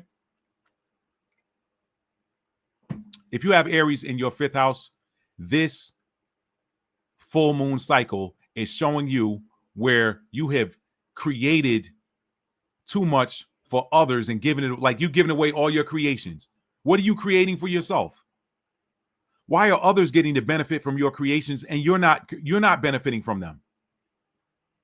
This is going to show you where this is a part of that 3-phase upgrade. Remember that. Started with Pisces, removing the illusions, closing out karmic cycles, moved on to Virgo, activating the details, the analysis of the details. Also the South Node, things that you let pass before, they're coming back around. If you got Aries in your fifth house, this is going to show you where you've been giving away too much of your creations, too much of your creative juices. You've been creating for others. You've been helping others create their dreams. You've been helping others get in touch with their inner child. Meanwhile, your inner child is screaming, show me some attention. Your inner child is screaming, show me some attention. Your passions have taken a back seat to your using that powerful, fiery energy to help others create the things that they're passionate about. This full moon is showing you where you have not taken care of yourself in the area of your artistic abilities, your creative strengths. Your fifth house is also where your strengths live. Why? Because it rules over it's ruled by the sun, which rules over the solar plexus, part of our strengths. You using your strengths for everybody but you. You using your strengths for everybody but you. This full moon is revealing to you where you have not shown up for yourself enough when it comes to your creativity, your passions, things that make you feel alive, things that ignite your inner child. And it's going to force you to do them. It's going to force you to do them. Some of you have already seen that. That's Aries in the fifth. Let's move to Aries in the sixth at 207:30. Aries in the sixth house. If you got Aries in your sixth house is ruled by Virgo. Okay, that's about your daily tasks. That's about your daily tasks, your daily routines, your analytical skills. Okay, your health. Health lives in the sixth house. In this full moon cycle, this full moon in Aries is showing you, is illuminating for you where you have performed daily tasks for others too much and not enough for yourself. Your daily activities is always around helping other people. And that's Virgo. That's Virgo energy, right? Virgo wants to help make things and people and everything they touch better. They want to make life, if Virgo cares about you, they want to make life better for other people. They want to make your life better if they care about you. They want to help you with your daily routines. I see where you could do this better. I see where I could help you organize that. Let me help you with that. I'll come over and help you do it. Virgo, that persistent, eternal helper, Virgo. I'll come over. No, don't worry about it. I got you. I'm coming. Where y'all at, Scorpio rising? Where y'all at? Am I talking to y'all? Aries in the sixth? I'm talking to you. I'm talking to you, Scorpio rising. Okay? I'm talking to myself. I got Aries in the 6th. And I saw it. This full moon has illuminated to me where I've been so busy running around, making sure everybody else is taken care of and putting myself last. Aries rules over the first house of self. This full moon is showing you where you've not shown up for yourself enough in your daily tasks, and now you're going to do it. It's forcing you to do it. It's forcing you to do it. It's forcing you to take charge of your own health. You advising other people, hey, this is what you can do to get healthy. Meanwhile, you're falling off. Hey, this is what you can do to get in shape. Meanwhile, you're falling off. This is going to activate something in you that says, hey, you know what, man? I got to get myself right. I got to Romans 12:1. I got to present my own body a living sacrifice, holy and acceptable to the Most High, which is my reasonable service. How am I giving you advice, helping you out, giving you tips, and I'm not taking them myself? This full moon is showing you where you have not shown up for yourself enough with your daily tasks. Do some stuff for you. Handle your own business. Get your life organized. Analyze you. Analyze yourself. Analyze your own daily tasks. What could I be doing better? I've been looking at them. What could I be doing better? That's Aries in the 6th, okay? You got Aries in the 7th, 2-10-15. You got Aries in your 7th house. This full moon is going to show you. This is me too, because I'm a Libra rising, okay? Told y'all I got intercepted houses in my chart. So I'm talking to somebody else that got Libra in the 1st house. You got Libra in the 1st house, you got Aries in the 7th. This goes out to my Libra risings. This is going to show you where you have not shown up for yourself and stood up for yourself enough in partnerships. You have not been bold enough in your partnerships. You've not focused enough on you in partnerships. You have not taken the lead in partnerships. And it's going to force you to take the lead. Something is going to click and change inside of you where you're going to find yourself saying, hey, you know what? Nah, this is how we're going to do this. This is how we're going to do this. This is how we're going to do this.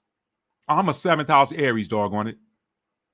I can be in a partnership or I can do it myself. How you want to do it? This is the way I see it needs to be done. Aries is cardinal energy. It's cardinal fire. It's passionate. It's bold. It's fearless. It's fearless. It doesn't care.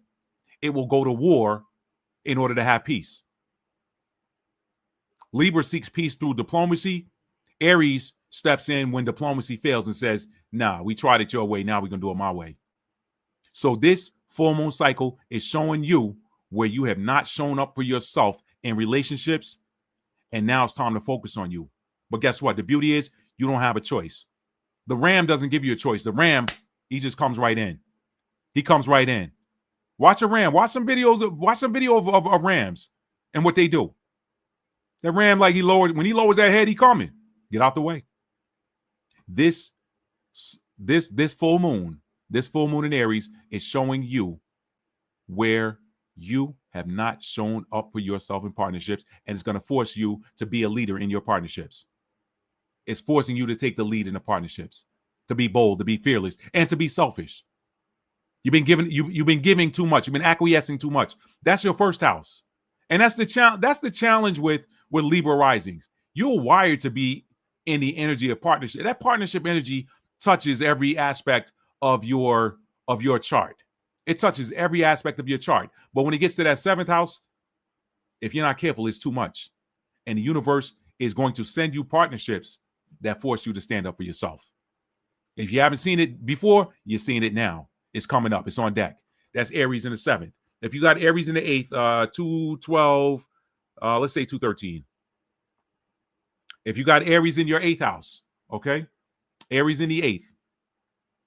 The universe is forcing you to look at how you have been a great assistant. Remember, the 8th house is ruled by Scorpio. Scorpio is the energy of sacrifice. With you having Aries in the 8th house, this is going to show you where you perhaps, this full moon is showing you and shining a spotlight in your life where you have sacrificed too much. You've sacrificed more than your fair share. You've sacrificed more than your fair share. The 8th house is the house of sacrifice. It's also the house of manifestation. You've been helping everybody else manifest. It's the 8th house is how we magnetize things to ourselves, okay? 8th house is the house of magnetism. This 8th house, are you with Aries in the 8th house? This is showing you where you have helped other people manifest their dreams and yours have gone lacking. You have helped magnetize and helped people to manifest, to help people to alchemize the things in their lives that they need. Sacrificing. It's time out. This full moon cycle is going to show you how to sacrifice. It is now time for you to sacrifice for yourself. And you know what? I've sacrificed for everybody else long enough. What are my desires? 8th house, I desire. Scorpio, I desire. What are my desires? I've been giving everybody else their desires. What are my desires? What are my desires? How do I see intimacy for me? Why am I helping other people color their picture, paint their picture of what intimacy looks like for them, and mine is going lacking? Nah, it's my time now. It's my time. It's my time to transform for myself. 8th house is the house of transformation. Be not conformed to this world, but be transformed by the renewing of your mind. This full moon cycle is forcing, this full moon and Aries cycle is forcing the renewing of your mind and turning that focus now on you. It's time for me to transform myself by the renewing of my mind. Some of y'all ain't gonna like me now. Oh yeah, you're looking for me to give. Remember, the 8th house sits opposite the 2nd house. 2nd house is ruled by Taurus. Taurus is the energy of my stuff. This is mine. Scorpio is the energy of this is our stuff. This full moon cycle, this full moon in Aries is going to force you to show up for you. It's going to force you to balance that this is our stuff with, you know what? This is my share of our stuff.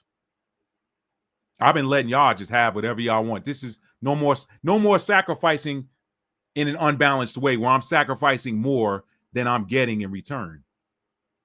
It's on you now. Your manifestations now are for you. This energy is forcing you to manifest for you. It's forcing you to magnetize the things that you desire. Remember, the 8th house is ruled by Scorpio, which is the energy of I desire. This is forcing you to now magnetize the things to you that you desire in your life. All right. 8th house of appearances. First Aries rules over the 1st house of self and the 1st house of appearances. So now you're going to begin to manifest and the appearance of things that you desire. That's Aries in the 8th. Okay.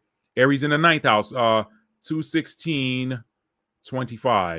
2/16/25. Aries in the 9th house. If you have Aries in your 9th house, this cycle is going to show you where you have not been bold enough. Now, the 9th house is a fire house. It's ruled by Sagittarius, right?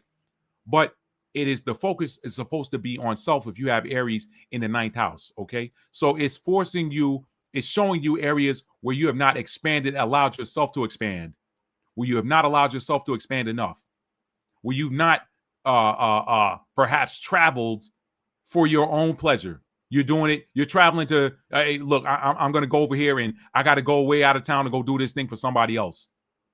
No, if you're going out of town, you need to be going out of town for you. With Aries in your 9th house, okay? Your expansion, your higher mind, your wisdom, your freedom. Set yourself free. This full moon in Aries is going to help you to set yourself free.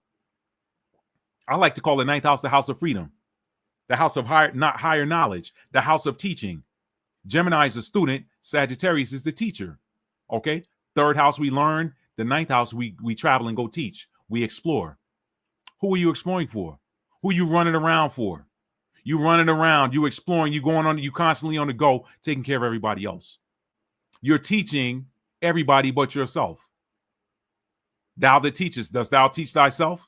Romans 9 and no, that's not 9 and 22. That's Romans 2 and 22, 2nd chapter of Romans. Thou that teachest, dost thou also teach thyself? I know the connotation is different, but I'm gonna use the words from it. Teach yourself something. When you're teaching yourself, you're learning, right? So this is going to force you a little bit more into that Gemini energy that sits opposite it. You're doing it for you now. You're traveling for you. You're running errands for you. I know that running errands sounds like daily tasks that lives in the 6th house, but I know Sagittarius that are always on the go getting something. I got to go and do this. It's the scout energy. It's the hunter energy. They're always on the hunt looking for something. Guess what? You're going to do it for you now. Maybe it's going to shine a spotlight where in your life where you've been doing it too much for other people. You've been running around too much for other people. It's time for you to do it for you. It's time for you to do it for you. That higher knowledge, gain that higher knowledge for you. Travel for you. Travel for yourself. Don't always travel with a group. Hey, you know what? Hey, we taking a guy's trip over here. We taking a girl's trip over there. Always traveling. Well, where y'all want to go? We all want to go. Okay, I'll come. Well, I want to go here. No, girl, we don't want to go there, girl. Hey, nah, hey, man, we getting ready to go to da-da-da. Nah, I don't want to go over there, man. I want to go. Man, come on, man. Come with us, man. You don't need to go over there. When in your heart, you want to go someplace different. Well, now you're going to travel for you. That's for somebody. That's just some of those ninth house themes, okay? Religion. You're going to explore spirituality, the true religion, the spiritual. You're going to explore that higher spiritual knowledge for yourself. You're going to stop conforming to what other people tell you that religion is supposed to look like. Aries in your ninth house, you're going to say, you know what? I hear what y'all are saying, but that ain't what's in me. So now I got to explore this religion / spirituality for myself. That's for somebody. That's Aries in the ninth. You got Aries in the 10th, 219, let's say 220. 220. You got Aries in your 10th house. That's the house of career. That's the house of that's the house of like your public legacy. That's the house of your career focus. That's your house of achievement. That's your house of problem solving. Okay. You got Aries in the 10th house. This full moon cycle is going to illuminate and shine the spotlight on where you've been focused, where your career, you've not focused on your career desires or your career dreams enough for yourself. You've been in a career where you perhaps are doing a career that somebody told you should be doing and not what was in you already. Not what was in you already. I got a great story of a family member of mine. I'm not going to name him, but he was, and this is not one of my immediate family, one of my cousins, but he wanted to go a different career path in college, but because his mother told him he should be doing this thing, he acquiesced and went with what his mother told him. He ended up spending 4 years at a university learning the skill set that his mother told him. This is what you should do because you're gonna do well with this. You're always gonna have a job. He did it for 6 months and quit, and ended up doing something that made him happy. And the last time I saw him in person, I talked to him, and he was nearly in tears. He said, "Man, I wish I hadn't listened to my mother, and I wish I had gone the engineering route. He wanted to be an engineer. His mother wanted him to go into healthcare. You're always going to have a job at that. He did it for 6 months and hated it. Said, I wished I had not listened to her and done what was really my heart's desire." That's what that looks like. Guess what? This full moon in Aries is going to show you where you have not stood up enough for yourself with regards to your career. What do you want to do? Focus on yourself. Problem solving. Some of y'all with Aries in the 10th, y'all have been that passionate, fiery leader fighting battles for other people, helping them solve their problems, but yours have gone lacking. Nah, man, I can't help you right now. It's time for me to focus on me. You've been helping other people achieve the life of their dreams, the career of their dreams. Meanwhile, all your energy was spent on them and your stuff went lacking. That Pisces lunar eclipse removed the illusion. That Virgo solar eclipse activated the revelation of the details. It activated your daily, your sixth house. It activated your Virgo energy so that you can now start focusing on you. You can see the details that with the illusion gone, you can see the details. And now it's time to focus on self with this Aries full moon. That 3-punch combo, that 3-phase energetic upgrade that the Most High gave us, that the universe gave us. You are now going to, this full moon energy is forcing you to now be bold about achievement for yourself. It's my time now. If I haven't been doing a career, if I haven't been engaged in the career I wanted to be engaged in, I am now going to be engaged in the career that works for me. It's going to be my choice. I don't care what you think. There's a time to partner and a time to be selfish. You got to balance it. You got to balance the energy. Okay. That's Aries in the 10th. Aries in the 11th, let's say 223:30. Aries in the 11th. You got Aries in the 11th. Guess what? This full moon eclipse is going to shine the spotlight on where you have been bold, passionate, fiery leadership energy, showing up for others in groups and not not taking care of your own needs. Not taking care of your own needs. You've been putting yourself on the back burner. And that's tough. That's tough. Why? Because, pardon me, that's tough because the 11th house is all about humanitarianism. It's about focusing on others. Leo, it sits opposite of Leo. That Leo naturally focuses on self. Aquarius says, hey, I'm a fade to the background and support. I'm gonna play a supporting role to make sure that others shine. Well, guess what? If you don't balance the energy, you will deplete yourself. You will deplete yourself. You will deplete yourself. Okay. So this is going to show you where you stand up for yourself now. You use that passionate, bold leadership, fiery energy to stand up for yourself in groups. Okay. Stand up for yourself. I matter. Group. Listen, group activity is supposed to be about the group, right? That means equal parts. Everybody has input. This full moon is going to show you, this full moon in Aries is going to show you where you have not input what you think, your opinions, how you feel the group should go. You've sat silent and said, well, it's okay. Well, they got it. I'm just going to let them do it. No, it's all right. No, that Aries energy is about leadership. Maybe there's something in you that's going to help that group go to the next level. That organization go to the next level, them achieve where they could not before, them win. Aries is that winner. Aries wants to win. Aries is the warrior. He wants to win. He don't just get in it just to be in it. Aries gets in it to win it. You got something inside you that says, I'm supposed to be leading this group. That's what Aries in the 11th house looks like. It looks like a leader of a group, a leader of an organization. You played the back too long. This lunar eclipse, not lunar eclipse, this full moon is showing you that. It's shining that spotlight on it. It's showing you. It's showing you where you have not. The 11th house is also, because it's ruled by Aquarius, which is ruled by Uranus. It's also about innovation. It's also about innovation. You've been helping other people to innovate. Now it's time to innovate for self. Those are some themes with Aries in the 11th. And finally, Aries in the 12th, let's say 226-25. If you've got Aries in your 12th house, that 12th house rules over that subconscious. 12th house is ruled by Pisces, which is ruled by Neptune. That's about hopes, dreams. That's about being a bridge. That's about being a bridge between heaven and earth. That's about being a conduit for the spirit realm, being a conduit between the spirit realm and the physical realm. Okay? What does that Aries energy looks like? What does it look like? You could be somebody that has a spiritual business, and you're using your gifts for everybody but you. You're getting depleted. You're getting depleted because you're using listen, y'all, anybody who does spiritual work knows whether it's intercessory prayer, whether it's tarot, whether it's reading of natal charts, whether it's mediumship. When I say mediumship, you're getting downloads from ancestors of other people that you don't even know. You didn't ask for them downloads. You didn't volunteer yourself to say, hey, what can I tell random person walking down the street? You're getting you're getting people that have the gift of mediumship, and somebody out there knows what I'm talking about.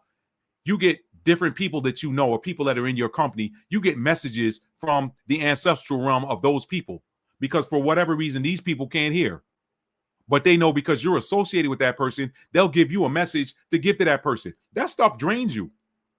That stuff drains you. But if you're not using those spiritual gifts, 12th house is where our spiritual gifts live as well.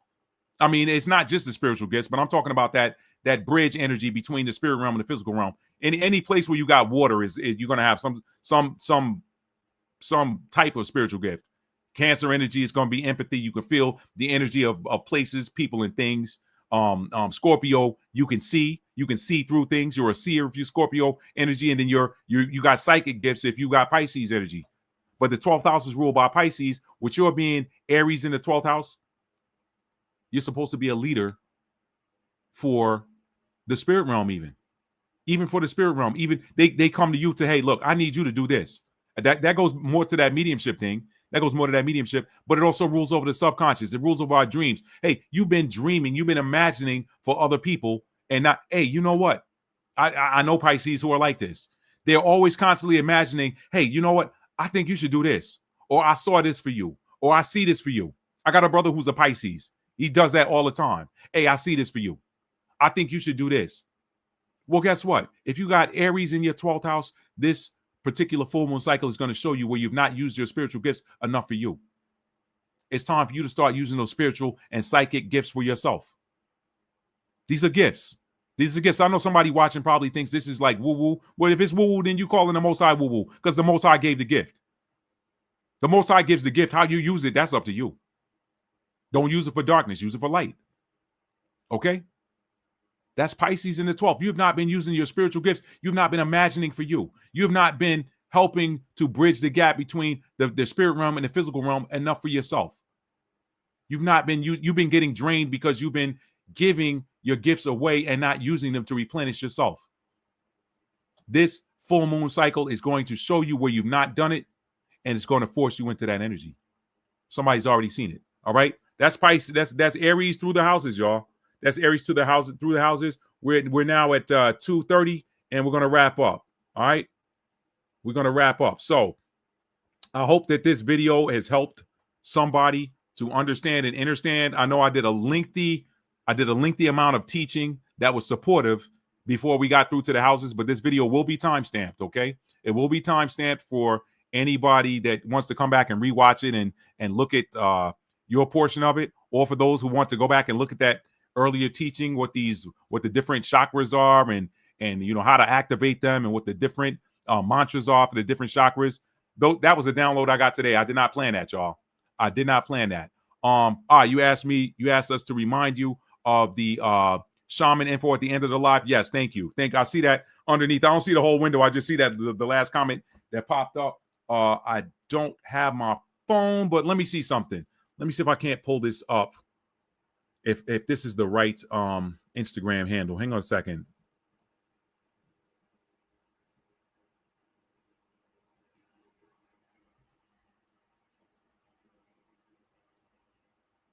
Yeah, right there. Right there. Okay. Okay. Her Instagram, her name is Queenetta Moore. She goes by Queenie as well. She's phenomenal. She told me some stuff about myself years ago that I was like, yeah, okay. I mean, I gotta own that because you're not lying. You ain't making this up, and you ain't pull that out of your fifth point of contact. You were accurate AF right now. I wish you weren't, but I guess I needed to hear that. Okay, and that came as a referral to me. But I was like, you know me, I'll be like, yeah, I don't believe in none of that stuff. Let me see. And I was like, that is some pain I've been holding on to for a long time. How did you know that? And then here's how you fix that, Matt. Okay. So anyway, that was years ago. That was many years ago. I want to say that was about 7 or 8 years ago. But anyway, I still, to this day, I follow her on Instagram, and from time to time I'll hit her up. Here is her Instagram.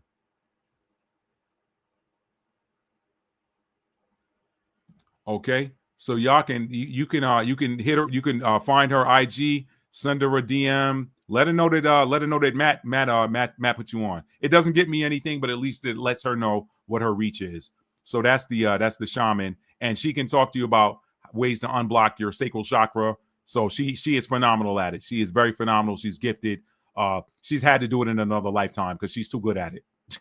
She's too good at it. Like some of the stuff you can't learn. It's like you remember. But anyway, that's that. And now let me go back through the comments, y'all. I thank y'all for being here tonight. And again, I hope that you guys benefit from it.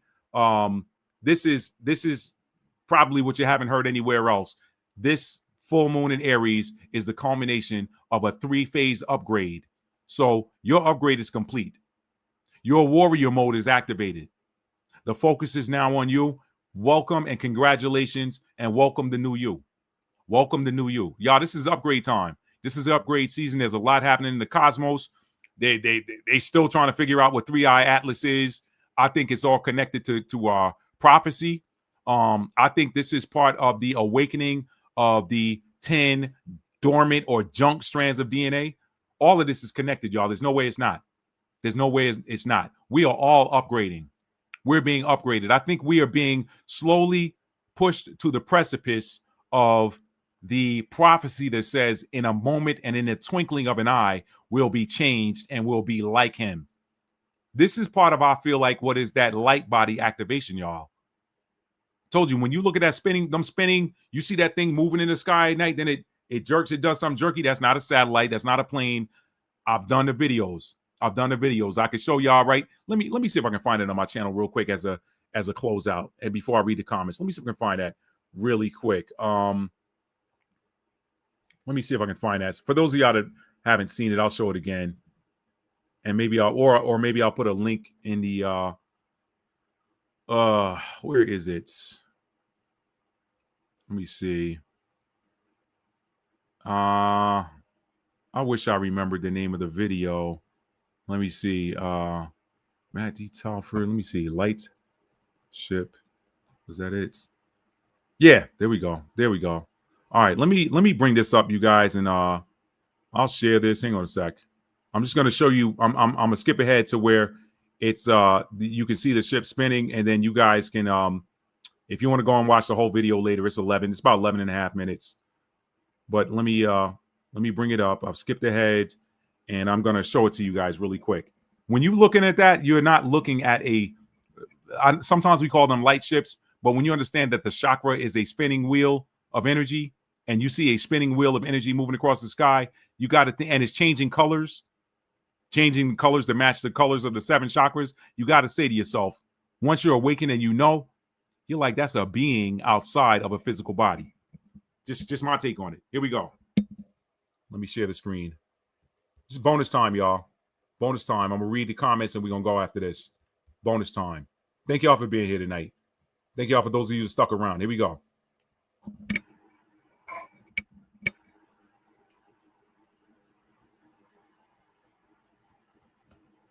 I'm going to show you Jupiter in the nighttime sky for reference. So you guys check that out. Okay. So as you can see, this was recorded originally on 12/4/2023 in the skies above Charlotte, North Carolina. Now, I want you to observe the backward rotation of the light. The light is spinning, or the object is moving to the right, and the object is spinning to the left. That already is very, very, very telling. And right here, look at that maneuver. So this thing turned downward in the sky, which is probably a cross, but it did an S motion and continued along its flight path. No vehicle can do that. Okay, so I'm going to do this again, and I want you guys again observe that light. It's spinning in the opposite direction that it's flying, and pay very close attention to where when the video gets into the thick of the trees, you're going to see a zigzag motion. And I'm here to tell you, man-made flying machines cannot maneuver like that in the sky, moving at that speed. Pay close attention. Here it comes.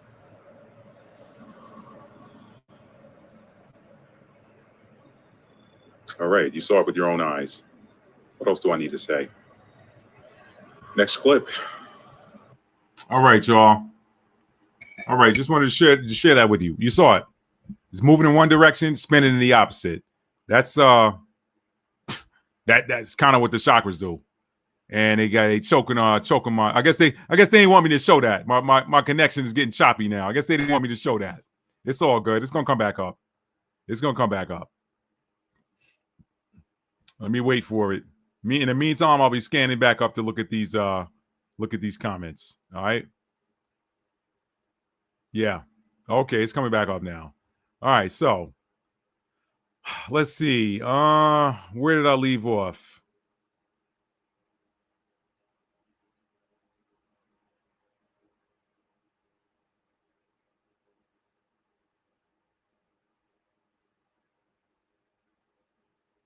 Fair use. EKA body Z apostrophe on. Not sure what that means. If you want to put an explanation down in the comments before we get off here, that'd be great. Let's see. Karen said, my family's having a reunion this weekend. I told you, there is reunion energy out the wazoo out there. It's out there, y'all. Thank you for sharing that, Karen. It's just more proof of the energy that's going on with this South Node activation. It's beautiful. It's beautiful. I feel like y'all just, in a weird way, it kind of feels like a last hurrah before the flip. It feels like a last hurrah before the flip. That's the best way I can describe that. That's the way it feels to me. It feels like, hey, you know what? You got one more opportunity to do things that you wanted to do. It just feels like it feels like a closeout. Y'all ever been to those stores that, you know, they're going out of business, sale and all of that? This is what the earth is feeling like right now. There's something new coming, y'all.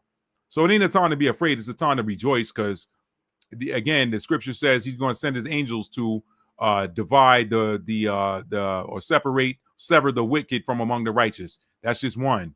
Sever the wicked from among the righteous. So it's about to be good times if you righteous, or you've been trying to do, meaning not saying like I'm righteous, you not. No, I'm just saying if you've been trying to do the right thing. If you've been not out there intentionally hurting nobody, nothing like this is what I'm talking about. Okay. Thank you for sharing that. She said our family had a reunion this weekend too. Wow. All over the place. Thank you, Cassandra. She said 22 in the room. Appreciate that. Yeah, there were. I saw that. She said last year I was promised that I would operate in 100% pure love before the word coronation filled the room. Interesting. Cassandra said I'm Aries 5th house and Aries rising in Vedic. That's quite a jump. That's quite a jump. Aries 5th house and then Aries rising in Vedic. That is quite a jump. I've never seen one that big. I've seen people be the previous rising sign in Vedic, but I've not seen a jump that big. That's pretty interesting. Yeah, because you jump 4 houses. That's very interesting. So, but yeah, I'm not gonna. If that's what you say it is, that's what it is. Cassandra said this is so true. Time to put the energy towards myself. Yep. Lady Dagestat is so true. Soon as the full moon hit, I got sick. I cared for sick family for weeks. Now it's me time. Yep. Asked me to remind y'all I got that. Okay. She said, thank you, Matt. Much appreciated. Beauty of Core Physics. What's up? Said, Matt, I just want to thank you for giving it to us direct, but not using astrology to be arrogant or create fear absolution. I appreciate that, Beauty of Core Physics. I'm just going, I don't, there are arrogant astrologers out there. I'm able to kind of just get the information, but unless they like are complete turn off, I see it. I've seen it. Some of them I've stopped watching because of that air, but it is what it is. You know what? I give people space to be them. So if I don't vibe with you, I just don't vibe with you. I can move on. It's some people that obviously do vibe with them, but yeah, you're right. So no, it's my pleasure. I'm here to serve. You're very welcome, Lady Dagger Status. Cassandra, you're welcome. Beautiful Core Physics says piety, it's a beautiful thing when in balance. Yep. So listen, y'all, we're at 241. I appreciate each and every one of you guys. I'm gonna go back and I might start watching this tonight just because I know how I am and I know how I like to spoil people. But I know I should be spoiling me now too. But I'm here to do a job. So thank y'all for being here. If you haven't done so already, please hit that like button on your way out. And if you're new to the channel and you like being educated, entertained, uplifted, and inspired, hit that subscribe button and make sure you tell your friends about it. I don't know why tell came out. Turn your notification bell on, set it to all so that you'll be notified when I go live or upload new content. And y'all, I say this all the time. Tell somebody you love them and mean it. How do you mean it? You got to show it. Love is a verb. It's a noun as well. But when we focus on the verb, the noun takes care of itself. And as I say, I've been saying all year, I'm going to continue to say it.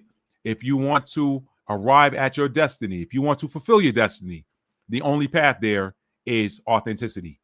You have to be you. Stay in alignment with the energy that is you. If you feel out of balance of sorts, it's probably you need to check yourself. Check your house placements. Check your planetary placements. See if you are operating in the alignment that is you.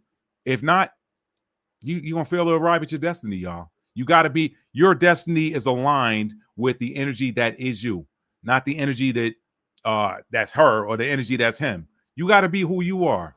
Don't worry about what they're doing. Heck, half the time, you never know, people looking at you and they want to be like you, but you trying to be like somebody else. Love yourself. Okay? Be yourself. Focus on you. With this full moon in Aries, it's showing you where you have not focused on you enough. Focus on you. And last but not least, y'all check the links in my description box I'm an author, and you guys reading me, you guys reading my books is what helps me out a lot. That's the best way that you can help me out. So thank you guys. Check that out. And Vicky, thank you for being here. Vicky. I want to acknowledge you. Thank you for being here. You're very welcome. All right, everybody. Thank you guys. You guys have a blessed night. Be well. I'm gonna tell y'all like I always do. I never know when I'm gonna be back online, but if I'm not online with a live, I don't know why the shorts are coming through lately, but y'all check my shorts out, okay? I love you guys. You have a great evening. Peace.